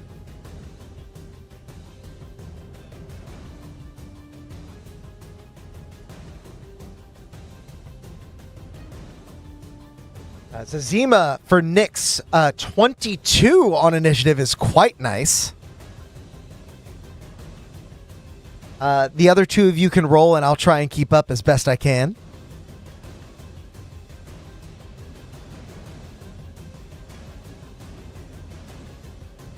Ayla forever stuck with a poor initiative roll. Just a 5, unfortunately, for Ayla. And Thalindra, you will roll for initiative. I have pre-rolled for your friend Beakley. And I need to adjust their HP from the last encounter here. Okay. So Thalindra, Matt, if you would roll initiative for me, unless you did already and I missed it, I'll double check here in just a second.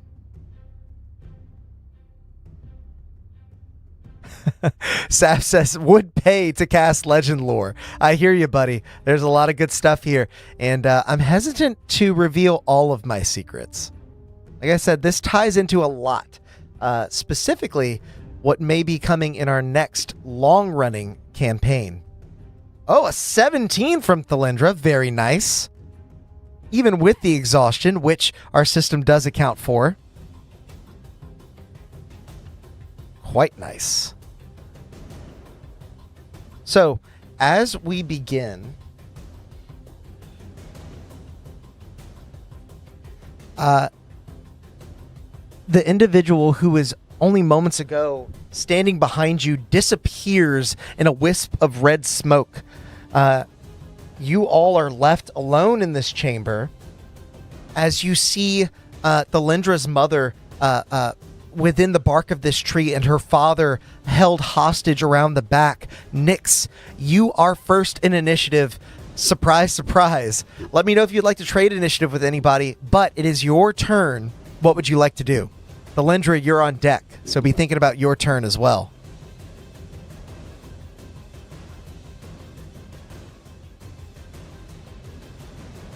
I've come to talk to you again.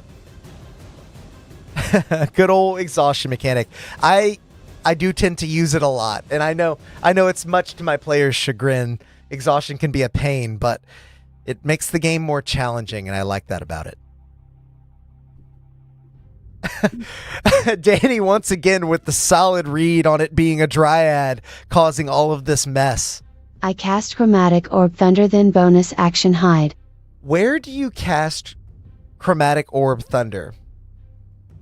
Where is that going? Because the individual you were just with has disappeared.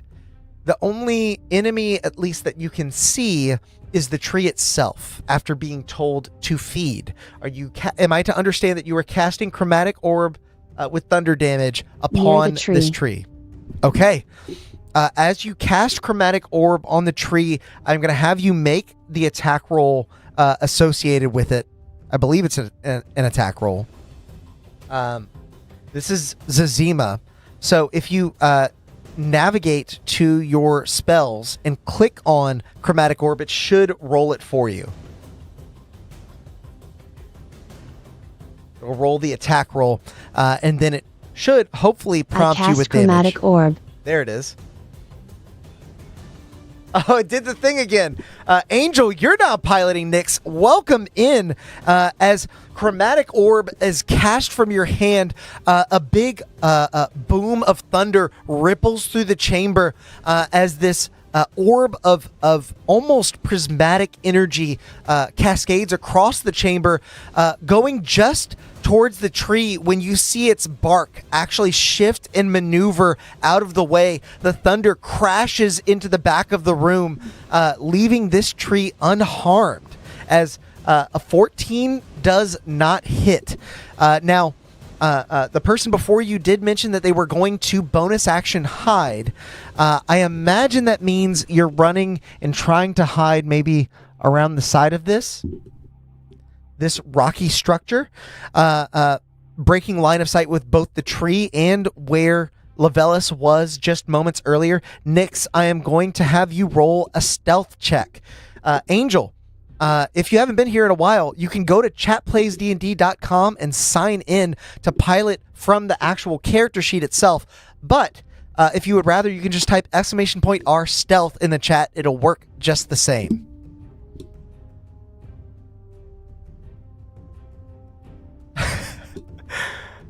I came in like a thunderball. A 21 on stealth is pretty dang solid.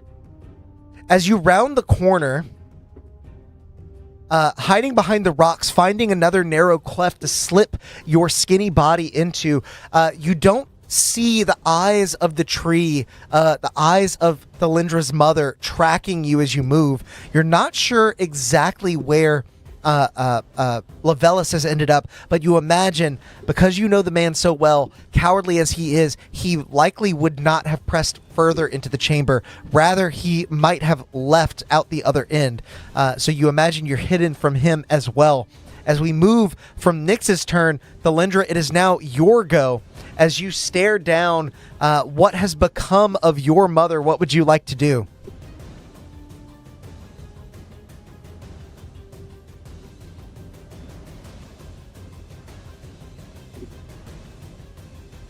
Got to get the fog in there. You know it. It's an intense battle. It's got to happen.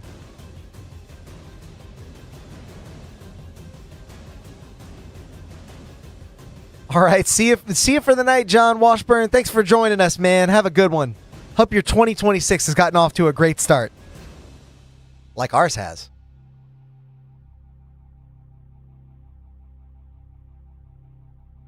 So, Matt, as Thelindra, what are you thinking here? And Ayla, you'll be the next player character in turn order, so be thinking about your turn as well.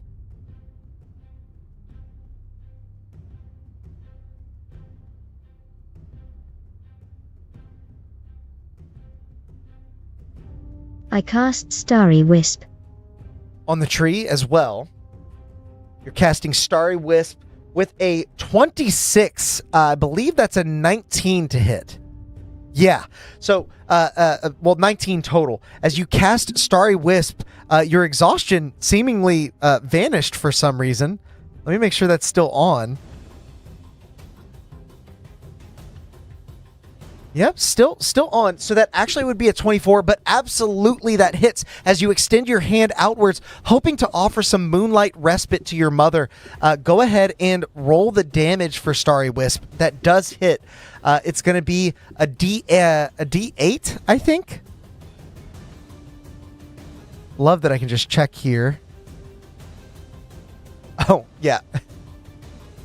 Okay, with an 8 total, big 8 from Starry Wisp, you deal 8 points of radiant damage to the tree as the Starry Wisp connects with it. You see your mother's expression almost wrench in a permanent, agony, but it doesn't make any sound as the bark on it begins to shift and maneuver. You hear a creak of wood that is almost unsettling to you, knowing that it is your mother moving in discomfort at your attack.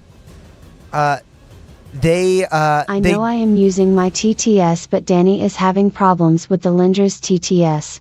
Oh, Danny's not in as the Lindra. Matt is. That might be why. If for whatever reason the person in Thelindra not working, then we can double check that. But for right now, as the tree takes 8 points of radiant damage, you see the roots across the ground begin to writhe, and distinctly, Nyx, where you are and where Thelindra is, you both notice roots within a 20-foot radius writhing in a way that makes the area difficult terrain. Nyx, you had trouble pressing to that spot prior. That was about as far as you could go, and you realize now it's because these roots, the ones at least within 20 feet of the tree, are just as much a part of the tree as the main body. We move on from Thelindra's turn now, although you cast Starry Wisp as a wolf. Oh, you're Moon Druid, so you can. Yes, perfect. We move on from Thelindra's turn now to the corrupted dryad itself. And as it gets around to its turn, you see the vines attempting to ensnare and wrap around Thelindra, almost as they did for your father, Letherian, almost in a loving embrace, but you know it is meant to do you harm as the tree attempts to strike you with its roots. That is a 17 to hit, which will hit your AC as a wolf. It's going to make a second attack on you. I will not keep you guessing on that. The second is a 15 to hit, which I believe... oh, hang on. 17 does not hit your wolf form because you're Circle of the Moon, and your AC is 18. As the second attack also is a 15 and does not hit you. You see these roots, you understand the stakes, and you dive nimbly out of the way, prancing back and forth in your wolf form across these roots, hoping that you can stave off the damage from your mother long enough to bring her back from this dark reality that she has now embraced. As your feet settle, you see one of the roots sink into some of the exposed cavern floor and out from the other side of it as it erupts about 5 feet away. You see... I'm going to use fire markers for this, but you see a pale root bulb, a nightmare, appear just to the side of you, and it begins to slowly crack and rupture. It's not doing anything yet, but it is right there next to you and Ayla. We move past the corrupted dryad's turn to Ayla, and your owlbear Beakley is on deck. Howls out. Ho! Hoping that your mother can hear you, you see in this moment at least that they are completely taken over by whatever power resides within them. It may require a little bit more than just the sound of your voice to shake them out of whatever control Levelis has exerted upon them.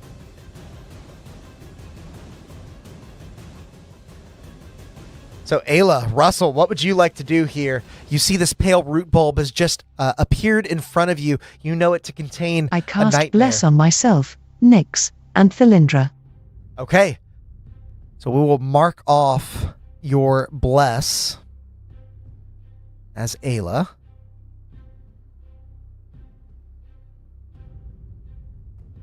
So I cast Bless. there you go. Let's see. I know there's a Bless ring in here. It's probably a weird... Yeah, it's a weird color. It's blue. So, the three of you are now blessed. And something that D&D Beyond does not do, if you scroll down to the bottom of your character sheet, and I'll just turn it on for all of you, but just so you know it's there, you can add a static D4 bonus dice to your rolls. This will be for attack rolls and saving throws only, of course. So maybe we'll toggle them on as needed. But yeah, that'll automatically factor into all of your D20 rolls, and you can just add that in there. Isn't that nice? So as you cast Bless, a warm light pushes away the red, almost desaturating the red in this chamber a bit. It washes over you and your friends, your allies. You feel the presence of a mythical creature among you. The jackalope has appeared and is here to aid you in your duty to thwart the evil taken root in this place. Ayla, that is your bonus action. What would you like to do? With your action and movement. Keep in mind, there is that pale root bulb just right in front of you. I wonder if I have a better marker I can use for that.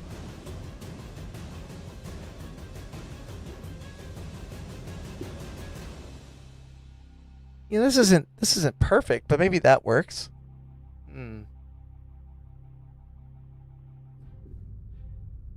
Let's do this. That feels really nice. I think to myself, thank you, Ayla, I want to say, but I am still trying to keep quiet. Yeah, as you whisper out to Ayla a subtle thank you for the bless. Ayla, what would you like to do with the rest of your turn? Can I use Eldritch Blast in a way to maybe loosen the grip on Thylindra's father?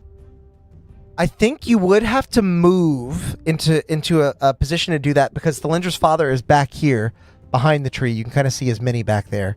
But if you get line of sight by moving around the edge, absolutely you can try and strike at the roots. I will count this as an attack on Thylindra's mother because you would be dealing damage to her, but this might aid in him being released from his restrainment, although you can see he is certainly unconscious. So you round the corner and you prepare a little bit of your own nature's fury. You gather red energy in your hand and you throw forward a blast towards the roots entangling Thylindra's father. Make an attack roll for me. Russell, you can just click on the Eldritch Blast cantrip and it should do everything for you. I cast Eldritch Blast. Let's see. 18 does hit the dryad as the roots are met by your red energy laced with a bit of radiance from your Order of the Jackalope patron. I will say roll that d10 damage for your Eldritch Blast if it didn't prompt you already to see how much force damage we're doing to these roots specifically. I will say I will give a certain threshold of damage for Thalindra's father to be released. Okay, a 2, unfortunately, is not going to do it.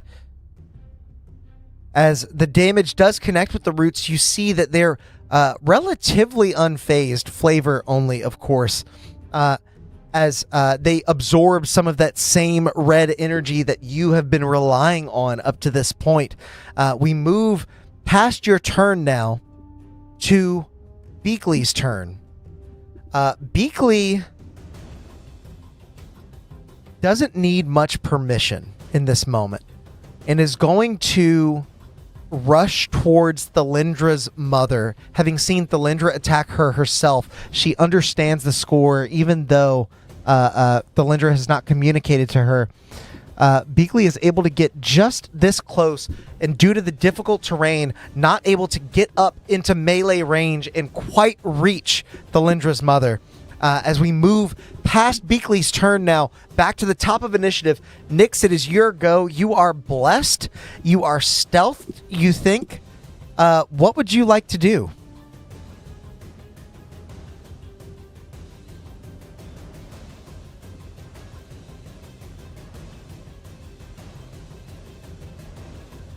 And Thalindra, be looking for what you may want to do on your turn. You're next in initiative.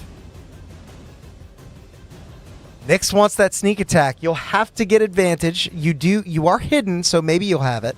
Depends on... I would like to try to subtly attack one of the roots, like just with a dagger so I can get minimal damage. Just to see if I can get it free. Yes, the sneak attack. Okay, you already knew I was going to ask. So I'm going to say you're going to throw that dagger at Thalindra's father, trying to strike the roots and see if you can free him. Make an attack roll. This will be an advantage. You are indeed unseen. If you're on our website, you can tick the advantage button under roll modifiers and then roll the attack with your dagger, or you can type in chat !R DEX attack ADV. Whoa, Zazima, I just noticed the big drop on chaos points there. 1900.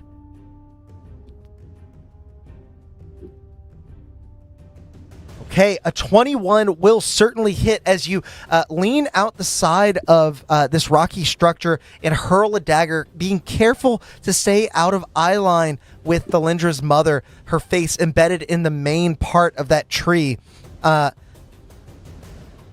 You are able to hit, so you're going to roll !R 3d6 plus 4. So this'll, sorry, I misspoke. Your dagger's only a d4, so it is !R 1d4 plus 2d6 plus 4.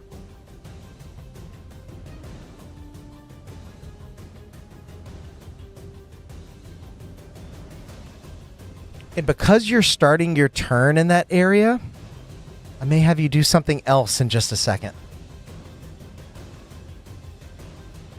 18 points of damage to both the corrupted dryad and the roots at large, ensnaring Thalindra's father. The damage threshold I had set was exactly 20. You have met that, but with Ayla's 2 and your 18, as Thalindra's father is released, you see his body slump onto the floor, completely unconscious, but even from this distance, you imagine that he is still living.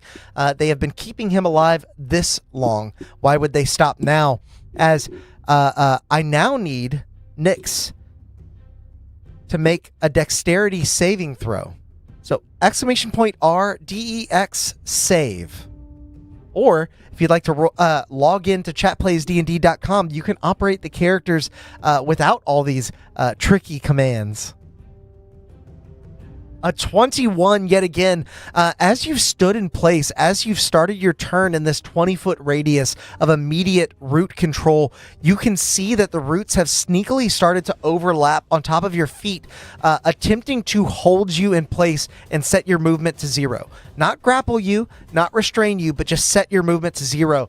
But as you notice this, you're able to wrench your foot from between the roots and steady yourself without having your movement stolen. We now move on from Nyx's turn, unless you have something else you'd like to do, to the Lindra's turn. The Lindra, you're starting in this area. I will also have you make a dexterity saving throw. Yeah, this is a fun stat block. I was tempted to use some of the existing tree blight or God forbid a Golthius blight, but I made something myself, and it'll be available in our homebrew packets. The Lindra, as you see those same roots beginning to envelop your friend Nyx, she dives nimbly out of the way, and you look down just in time to see the same beginning to occur with you, but you are able to leap out of the way once again, keeping your movement safe from being stolen away. What would you like to do? There is still that root bulb pulsing next to you. You're in the middle of some difficult terrain, and you're about 20 feet of movement away from your mother at this stage. Ayla, you'll be the next player to go. Be thinking about what you want to do. Can Thalindra do 2-weapon fighting while wild-shaped? I like the idea, but unfortunately, no. Your stat block is replaced with the Direwolf stat block, plain and simple. You do get to keep some of your abilities, but for the most part, if you're making attacks, you're limited to either your Moon Druid spells or your attacks in that wild shape. But you can drop the wild shape if you'd like. After all, you no longer have the temp HP that you did before.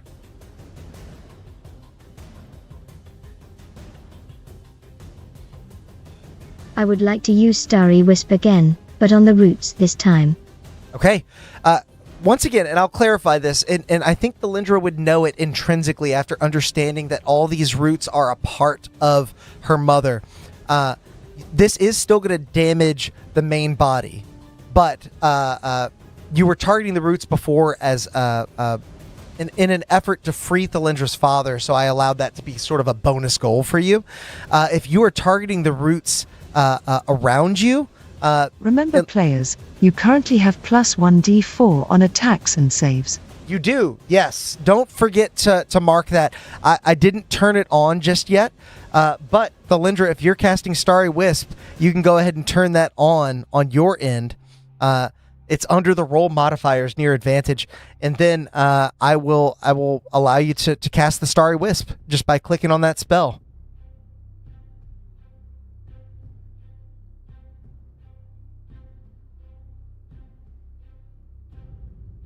Oh, it's on I every cast Starry roll, Wisp. Angel. Yeah, not to worry. It is on every roll.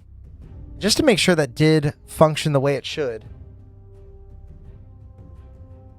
Yeah, it didn't subtract the exhaustion. It also didn't add the D4. So there's a little bug. I'm going to fix that.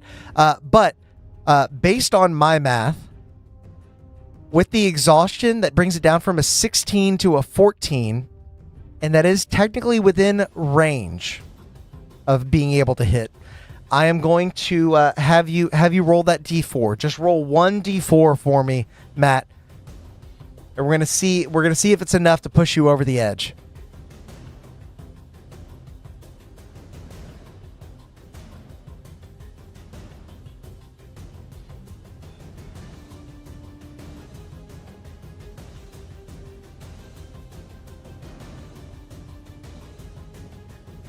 With a 1 on your blessed dice, as now Renarius is piloting Thalindra. Unfortunately, that only brings you up to a 15, and your starry wisp glances off of the hardy roots and bark that make up this tree, specifically glancing off of the roots themselves as the bolt is driven into the ground. It doesn't deal any damage to the roots or your mother, so you're at least thankful for that. Thalindra, that is your turn, unless you'd like to do something with your bonus action or movement. I will allow you to tell me that now. If I don't hear from you in just a second, I'll assume you're not doing anything, that you're staying put. Chaos 1985, is that a favorite year? Saft, thanks for the big contribution. Chaos could certainly help you in this circumstance, but it also could hurt. Who knows? The Dryad is definitely unnaturally strong. It is not a normal Dryad. You have that right, Danny. Birth year, nice. Good year, excellent year. So in that case, we now circle around to the corrupted Dryad's turn. And Thalindra, you watch in horror as the pale root bulb that was thrust through the ground just near you actually begins to rupture and break. As it shatters, red energy spews out in a 10-foot radius. I am going to have Thalindra make a wisdom saving throw. So Renarius, !R, whiz save.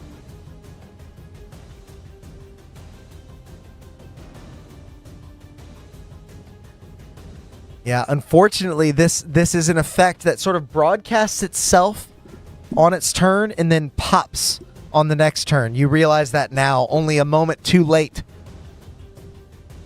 But a 27 on the die is going to leave you just fine. 27 total. 20 on the die is going to leave you just fine, as you are able to withstand the buffeting force of this nightmare washing over you. Nat 20. Hell yeah. As you feel your eyes rolling into the back of your head, you shoot them straight forward, keeping yourself lucid in this moment, knowing that you need to find a way to either take down or rescue your mother and your father here. The stakes have never been higher for you, as you stand your ground, and the blighted tree does recharge its root bulb ability.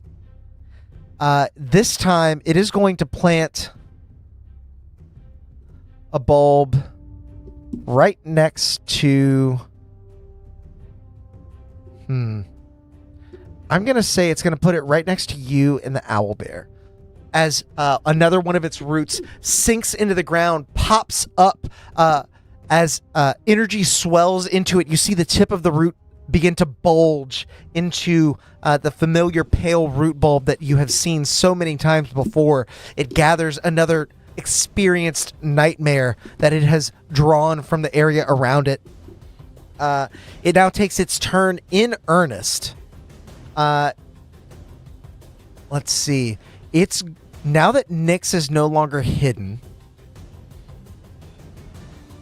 And I think it sees the owlbear charging up and knows that that's... Can you use the Talva on the bulbs? Can you use the Talva on the bulbs? You can certainly try. It's not up to me, or rather, it's not up to me to tell you if that's going to work or not. That will be something you have to discover for yourself, as the tree actually makes a slam attack on the owlbear, hoping to stop it in its tracks with its roots. That is a 14 on the die, a total of 23 to hit. The owlbear is going to take 14 points of bludgeoning damage and 4 points of necrotic damage. In addition, it is now grappled, and its speed is 0. And it is unable to get any closer to the tree. You see the roots ensnaring it beginning to pulse more vibrantly as the owlbear screeches, its head sort of rocking to and fro. You imagine that the damage, the 18 points that it just took, are not the only bits of damage that it is going to take as the turn order continues on.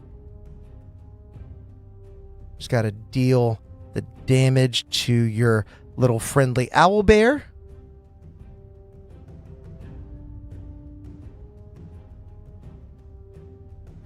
Doing math. And for the first time in this campaign, Beakley is bloodied. And we move on to a second attack. This time, the corrupted dryad is going to attack Nyx. Actually, no, I'm sorry. It is going to still attack Thalindra. It wants to hold you in place next to that root bulb. That's a 17 on the die. That attack will hit you.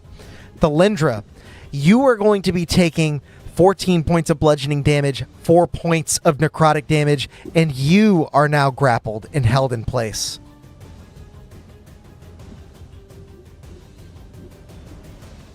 I'm going to factor that into your character sheet here. That's going to be a total of 18 points of damage.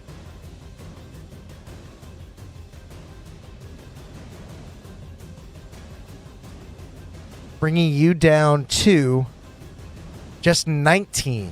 I believe that has you nearly bloodied as well. Not quite, but nearly. As we move on now from the Corrupted Dryad's turn to Ayla. Ayla, you're seeing this thing beginning to open quite the can of whoop-ass on you and your friends. You can see what these pale root bulbs are doing. You have freed Thalindra's father, at least. What do you do with your turn? Your Bless spell has not quite done what it needs to just yet, but it is bound to come in handy eventually. You're concentrating on that. Forgot to add that.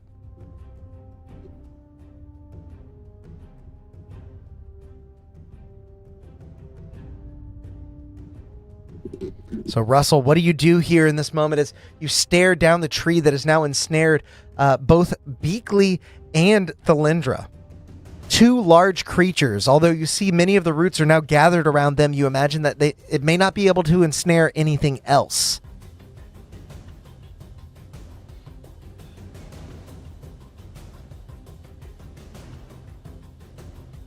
I go grab Thalindra's father and use as much movement as I have left to try to get him away from the tree.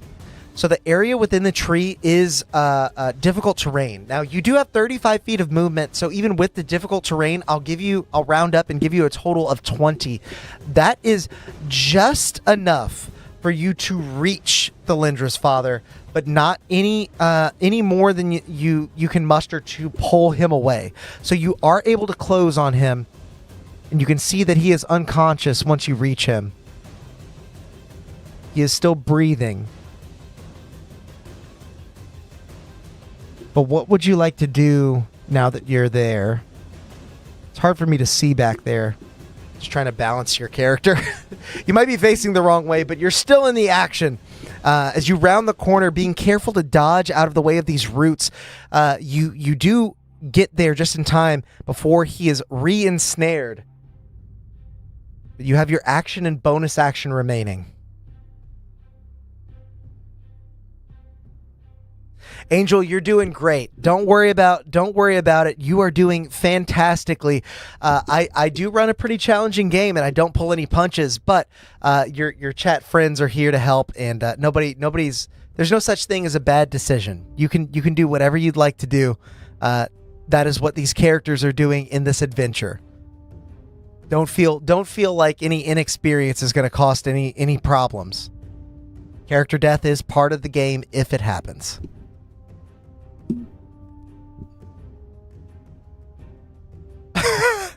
Angel says, I will do a stupid decision next.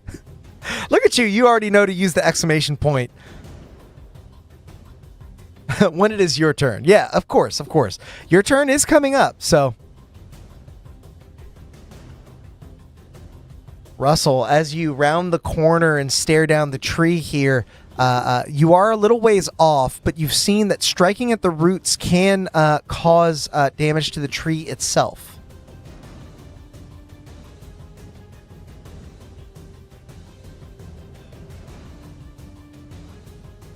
Matt says he has no idea what to do right now. Well, man, it's a tough decision. I use lay on hands to give him back 5 hit points, hoping it will wake him up. I wish the next pilot luck. All right, passing the torch to Danny now in the pilot seat for Ayla. Using lay on hands to just give 5 hit points. Oh, a fun little error there. I'll have to fix that later. 5 hit points to Thalindra's father, who you see is slow to wake. You expect a gasp, but seeing these dark rims under his eyes, these bloodshot eyes, you imagine he has been kept on the very edge of exhaustion so that these nightmares become even more vivid as he is being used to harvest these powers. You see him wake up, but he is slow to start and probably not going to be much help in this moment. With your lay on hands, you do still have an action left. So, Danny, what does Ayla do here after pumping some hit points into Thalindra's father, rounding the corner and seeing this corrupted dryad doing harm to her friends?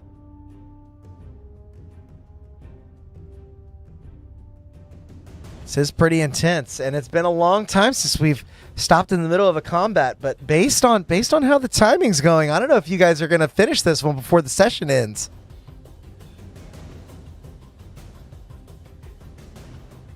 Matt Steely says, it likes it cold. Make it hot. What do you have available to you? Everything that's on the website. If you go to chatplaysdnd.com, there is an option just to view the character sheets. You won't be if you haven't signed in, you can't control them from there, but you can see everything. Oh, I see. Action. You have an action remaining. You've used all your movement, all your bonus action, but your action is what you have left. Sorry.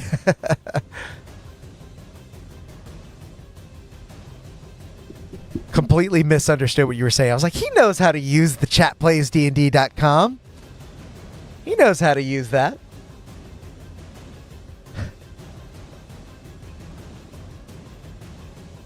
Thalindra's mother still thrashing about with that look of disgust, horror, and pain, grief across her expression. You've known her in dryad form, but this, her face embedded in the bark of the tree, seems like you may have lost her already, but you maybe refuse to give up hope, Thalindra. Ayla, perhaps you do as well. I, Ayla, shall draw my sword and let out a roar, going Tontry to free Thalindra from the roots. Okay. You cannot see Thalindra from where you are now, but you can hack at the roots that are at your feet. Go ahead and make an attack roll. And we'll see if you can hit. There will be no smite, and there's no divine favor on this. You are blessed, so we'll add a d4 if it's necessary. It seems like it may not be working as I intended it to. That's all part of development, baby. You guys are the guinea pigs. We found some bugs last time and we fixed them. We're going to find some more this time and fix even more problems. Oh, a few gnolls have wandered into the hallway. If you guys would like to hear about our dogs, you can type !pups in the chat and read all about them. I heard there's a really funny typo in Fritz's. I forgot to change.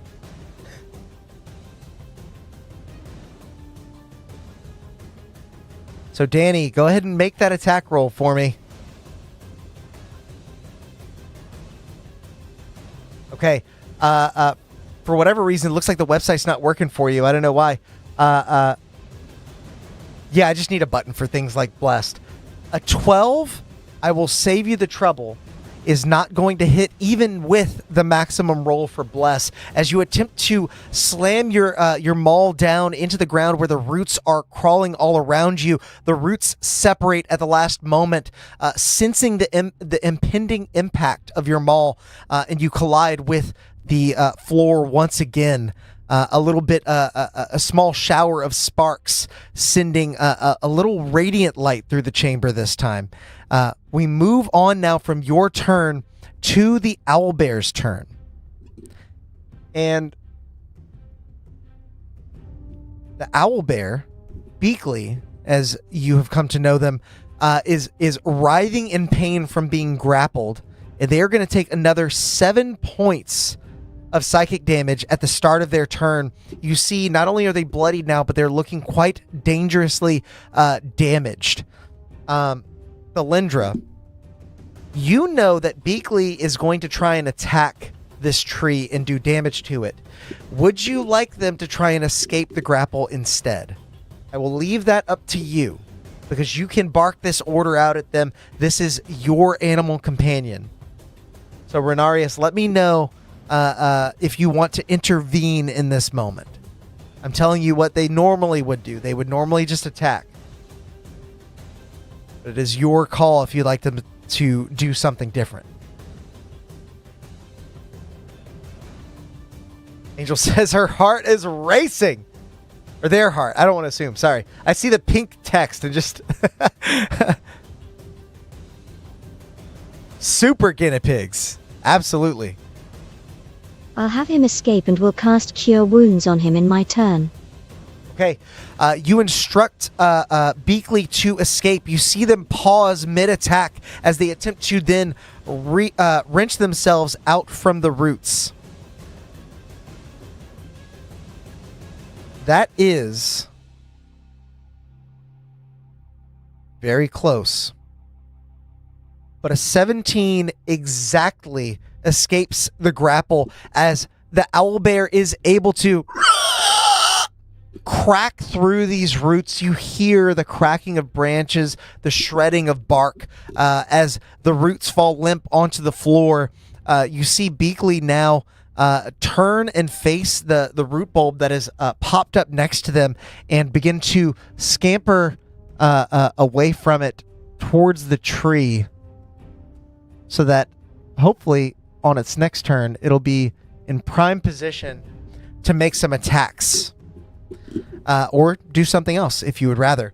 As we now move on from the owlbear's turn that was their action to escape to Nyx, we are back at the top of initiative. Nyx, it's your turn. What's the stupid thing that you wanted to do, Angel?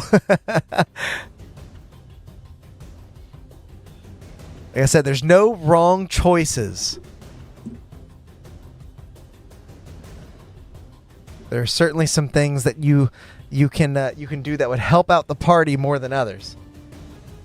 We shall see.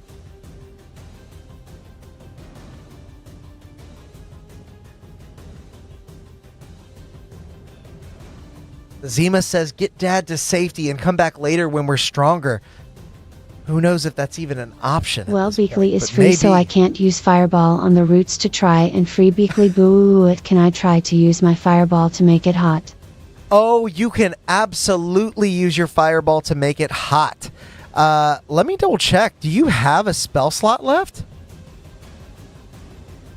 Nyx, you are actually out of spell slots. Firebolt. I see. Firebolt, not Fireball. Yes. You can use Firebolt to make it hot.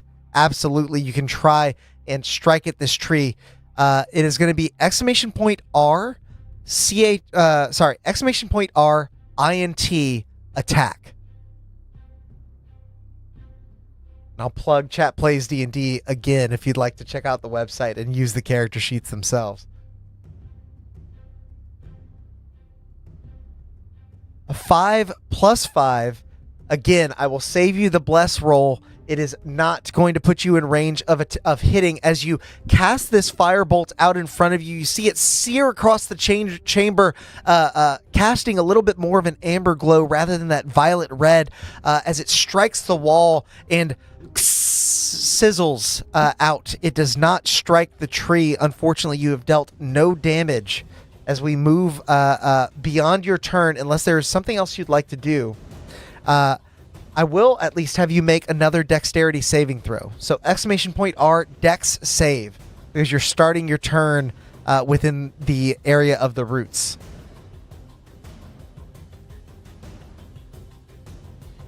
Now, I've heard a lot of creative solutions rolling around here in chat. I certainly do reward them if you all would like to attempt something out of the ordinary. But as you have seen, fighting may yet be the only answer. I can't reveal if it's going to work or not. Angel says, "Good luck next pilot. I gotta feed the kitties. Say hi to the kitties for me."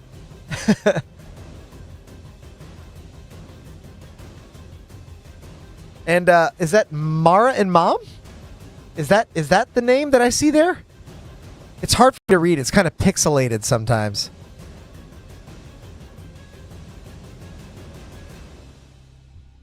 Mara and Mom, what would you like to do? You're now in the pilot seat for Nyx. You've just attacked. You do need to make a dex save. So exclamation point R, dex save.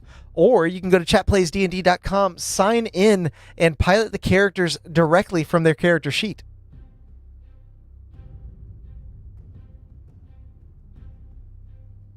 The silhouette of a halfling with shark fins appears in the room and drops a dead aboleth on the tree. Maybe. That could certainly happen. I won't exclude it from the realm of possibility. Mar and Mom, are you there? I haven't seen you in the chat before, so this would be the first time you're piloting, I believe.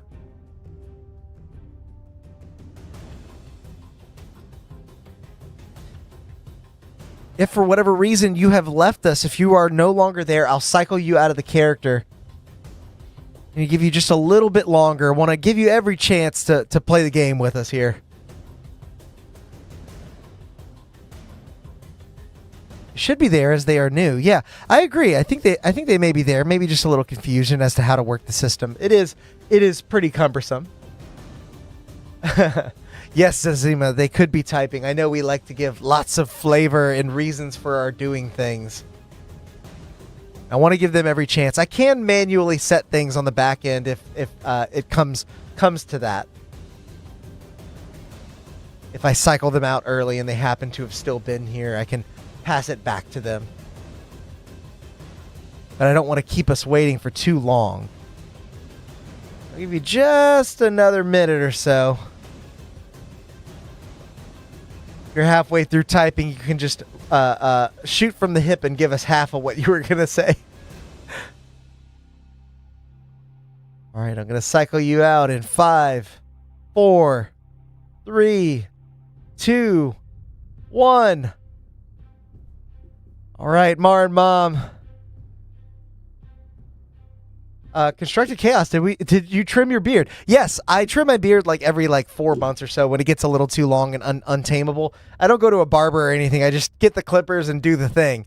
It's kind of nice to have it trimmed. I might start keeping it this length. Saft, you are in as Nyx. I need you to make a dex save for me first and foremost.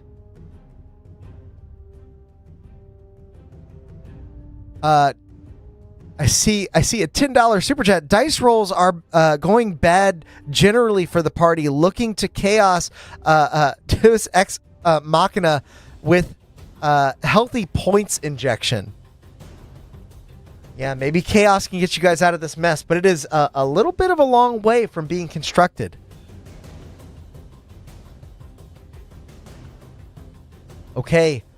With your dex save, your movement speed is set to 0. That at least eliminates one of your options as you're distracted by your firebolt going wide of the tree. Your legs are swallowed up in roots and you are held in place. Not grappled, but your movement is set to zero as you are forced to try and escape this temporary impediment.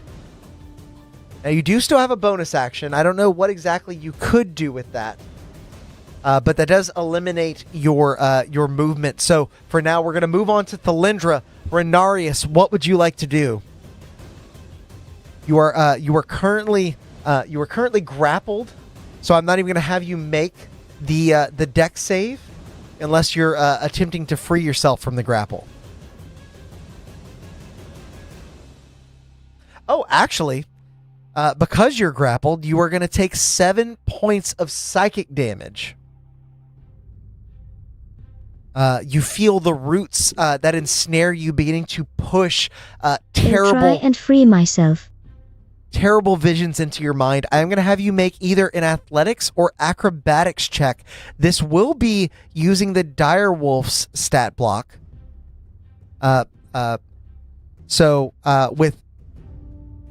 Go ahead and do D20 plus 3. So exclamation point R, 1d20 plus 3. That's going to be your best chance to free yourself from this. And heroic inspiration is still there. Good reminder, Zazima. Heroic inspiration is still there. All of your characters have it, and it allows you to re-roll any one die. Doesn't just have to be a D20. Can I use Mage Hand Legerdemain to push at the tree or otherwise free myself? Bonus action. I think with the bonus action, I would allow you to use your mage hand to assist in removing the roots so that you don't lose all of your movement. If you would like to have 10 movement, it is difficult terrain, so you can shuffle 5 feet with that. I know it's not much, but mage hand is only 10 pounds of force, so it's only a little assistance. The Lindra, on the other hand, is able to break free of the grapple after using a amazing dex save here. Didn't even need to use the heroic inspiration. You wrench yourself free, slipping through the roots rather than breaking them. You are now free to move. I'll say we'll forgo the dex save that you need to make. You have 40-foot movement speed. You're in difficult terrain. Sounds good, Alex. I use Mage Hand move 10 feet. Okay. I'm going to move you where I think you would probably want to go. Just back over here a little more. Let me know if you're going somewhere different. Again, it's difficult terrain, so it's going to be down to 5 feet. But the Lindra, as you are freed now, you don't have 40 feet, you have 35 because you are exhausted. However, you in difficult terrain would still have 20 feet total to move. So are you moving? Are you attacking? Rather, that was your action, so you do still have a bonus action that you can use. What would you like to do here? Bonus action and movement. There is a root bulb that has popped up next to you once again. You have seen what these can do now. So you may not be keen on staying exactly where you are. And if you refer to the character sheets and recall, both Ayla and Thalindra have doses of Ta'alva on them if you wanted to try something creative with that. I know there was some talk in chat about it earlier. Not saying that it would work, but it is an option.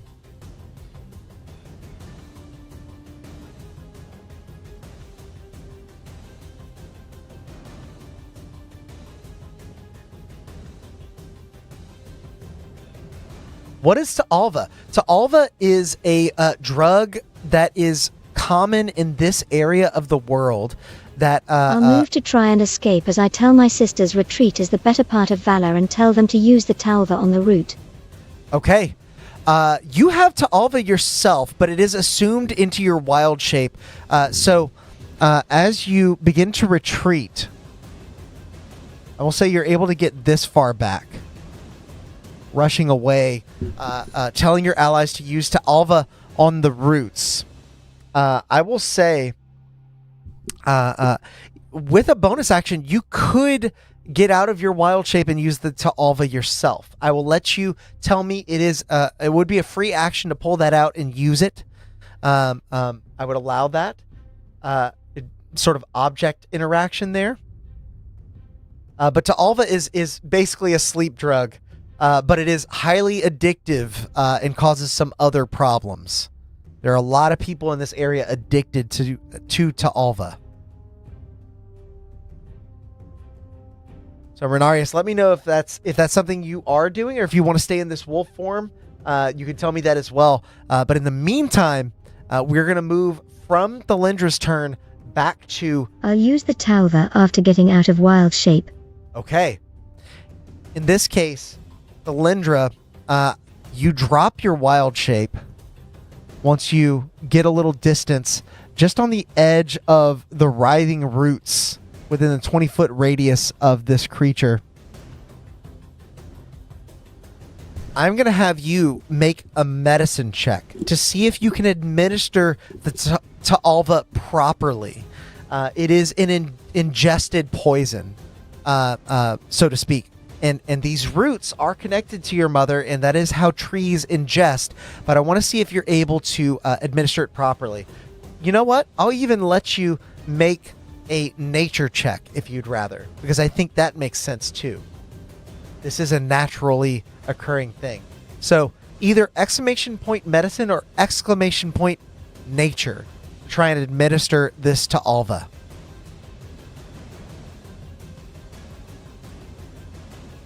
Okay, with the medicine check. 16. Go ahead and roll a d4 for me. Just exclamation point R d4. And I'm telling you now, there is a chance that something happens off of this, but you need to at least roll the die to see if it can occur. You are blessed.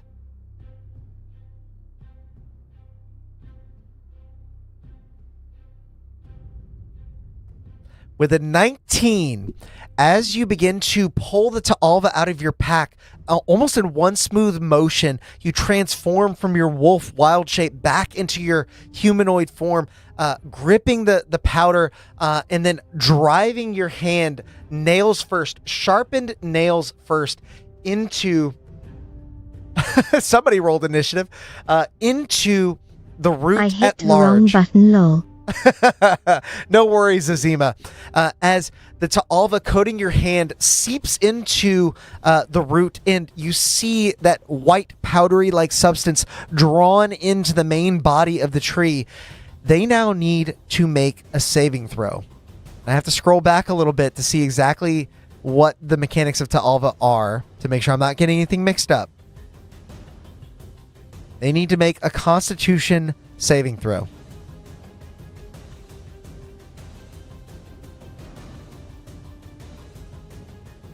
Could be a failure. It's quite low. Fortunately, they are very good at con, so a non-natural 20 does save, and they resist the effects of the Ta'alva. They are not made drowsy in this moment. Their nightmares are as vivid as ever, and they continue to thrash about. We move on from your turn, Thalindra, back to the tree's turn at large. That root bulb erupts as red energy fills the immediate 10-foot radius area. It does not quite reach you, so nobody has to make a save, but the tree is going to roll to see if they get that ability back. They do not this time. You do not see another root bulb pop up, but rather, Thalindra, what you do see are the bits of pain and anguish exerted upon you and your friends over this last round being absorbed into the roots in that 20-foot area around the tree and siphoned into its core as that red light begins to pulse almost like a heartbeat. It heals for 9 points as it then begins to writhe once again in earnest. I think this time it is going to... Beakley is the closest thing to it. It's going to attack Beakley.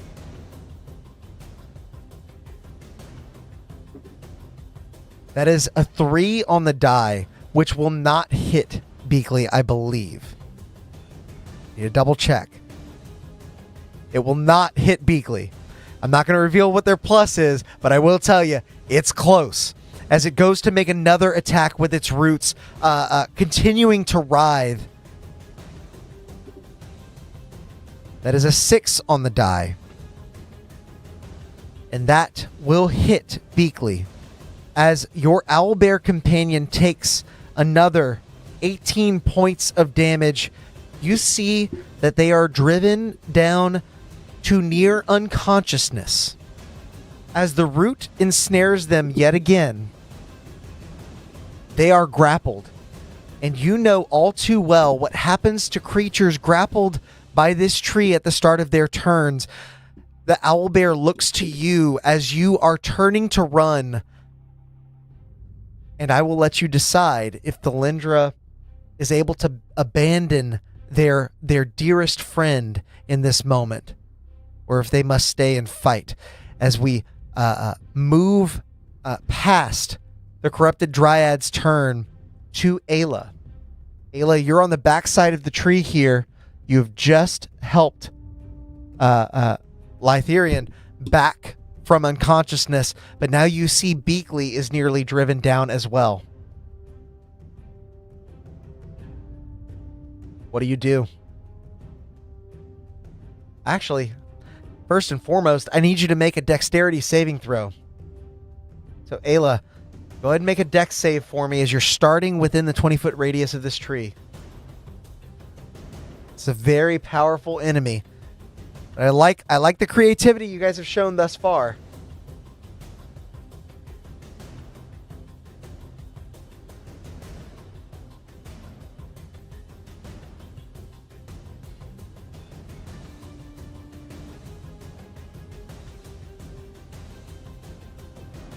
At Angel Sartan Gaming, I got you, Holmes. You gotta trust me.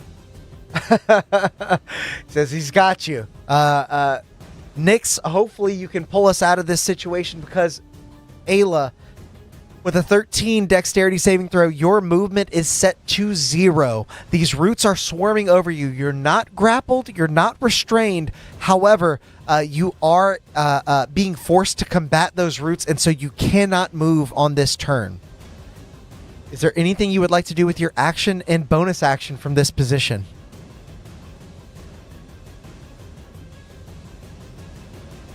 Actually, I forget.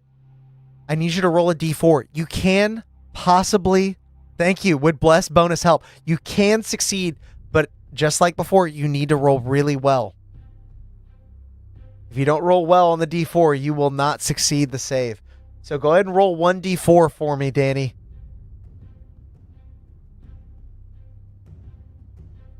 Sorry if I interrupted you mid-type there.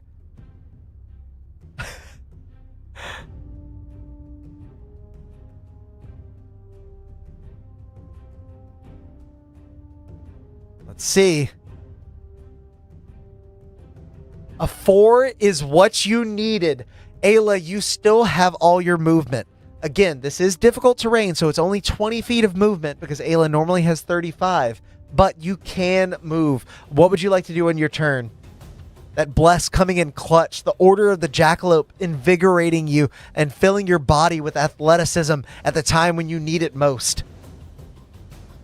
You hop like a rabbit out of the roots that attempt to ensnare you and hold you in place.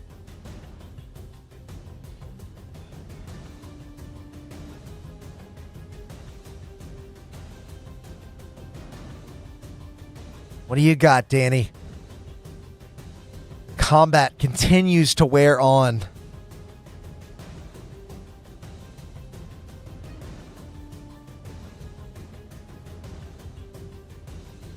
For what it's worth, you guys are doing very well. You discovered a lot of really cool stuff this session. But it remains to be seen if your characters will live to tell the tale. Or if all this information dies here in this room with you.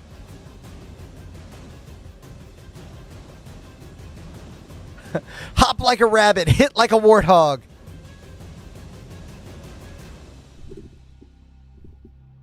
Aaron B, have you joined the running to pilot any of these characters? I've seen you in the chat, man. Would love to have you in the pilot seat at some point.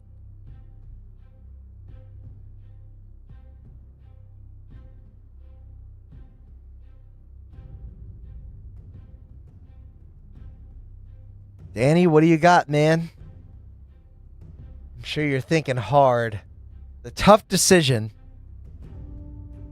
Beakley is almost down. They've been the tankiest tank thus far in your group. Nyx has not been hit, but they're quite squishy. I call to the axe in the stump through prayer after hearing Thalindra's bedtime story, calling for it to appear now with all she values most.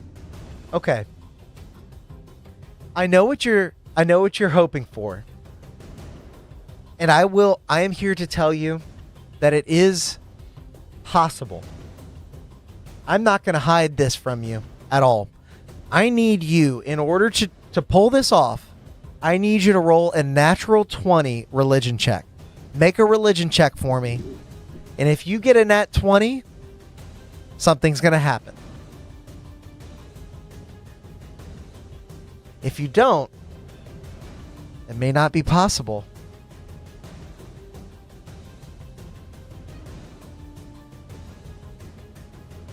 One in 20 chance. Do you take those odds?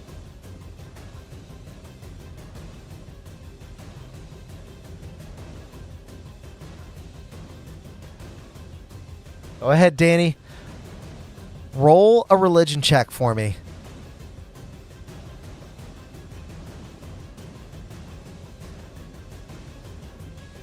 It might work, it might not. Hard to say. Ooh, somebody suggested using the heroic inspiration if you don't get it on the first try. That's a good point. Certainly could.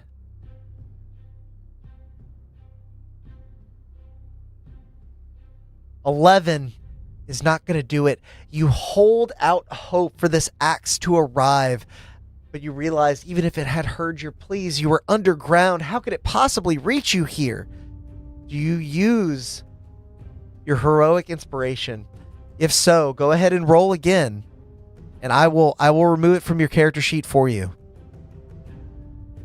Keep in mind, you can use the Heroic sight. inspiration. All right. Go ahead and roll it again. One more religion check. We're going to see if this can possibly happen, if the luck of the dice gods shines down upon you.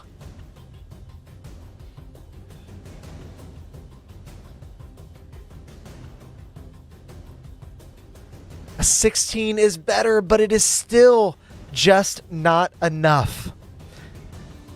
You reach out and hope beyond hope that you might attain the weapon that could save you here, but you do not feel its presence, not in a place like this, not in this hellscape nightmare. That is a free action for you. I'm not going to cost you your action or anything. You do still have your movement, your action, and your bonus action. Danny, what would you like to do?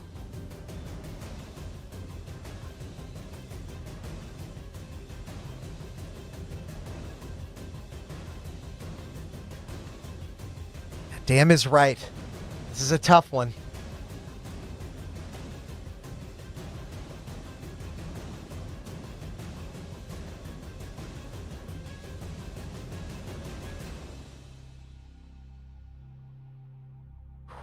guys have fought hard this session. You've done a lot. And for the record, not too much damage has been done to you all. Valindra's hurting a little bit. Ayla's mostly fine. Nyx is looking good. But Beakley is in dire straits. Is this where the chaos ends? Beakley was a chaos redemption. At one point in this campaign, you guys constructed chaos and Beakley showed up to help. They've been helping ever since.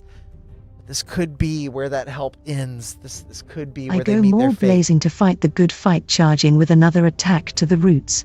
Okay, as you bring your maul up overhead and attempt to slam it into the roots, I'm going to have you make an attack roll. If you're using Chat Plays D&D, of course, you could just make the attack roll. But in chat, you're going to do !R STR attack. See if you can hit. These roots diverted their path before to avoid your attack last time. Will you strike true this time? holding out whatever hope you can for a divine smite here when you need it most. And a 19 on the die will definitely do it. As you bring them all in, you notice the roots beginning to slither away, and you redirect its impact, almost swinging it like a golf club, clobbering the roots. I imagine that you're going to be smiting, but Matt Steely, that'll be up to you. Go ahead and roll damage. If you would like to smite, it'll be exclamation point are 2d6 plus 2d8 plus 4. If you're piloting the character on Chat Plays, just use the generic dice for it. It'll be 2d6 plus 2d8 plus 4.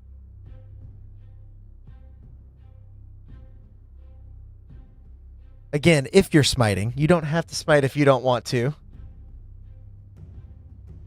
Looks like you did. So we're going to cast Divine Smite. Let me double check. Do you still have a free use of Smite?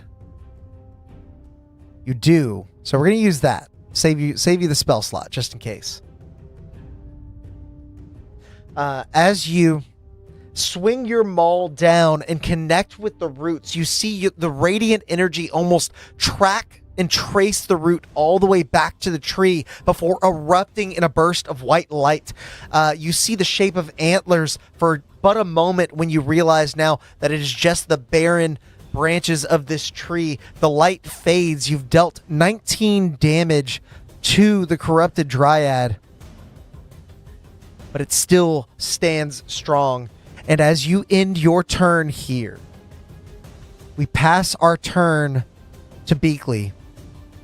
And Beakley takes 7 points of psychic damage as they fall unconscious. You see their large, lumbering body go limp within the roots of the tree, and you see a pale root bulb beginning to form in the corner of the room. A nightmare experience you all are sharing now as Beakley falls. And that is where we are going to end our session for tonight. So, everyone, if you enjoyed that as much as I did, make sure to like the video and subscribe to the channel so that you don't miss our next Chat Plays stream on Monday when we continue this intense combat encounter. Do also, if you enjoyed this innovative approach to D&D on the interwebs, make sure to catch us on Wednesday where we are playing our normal campaign, our in-person live stream where chat can directly influence the game in major ways, especially because this is the finale episode of The Wicked Worm. A multiple years-long campaign has led to this moment. You're not going to want to miss it, especially, like I said, because chat has some big influence in that game. So we'll see you Wednesday at 7 p.m. Central Time. But until then, go out there and make some chaos. Bye!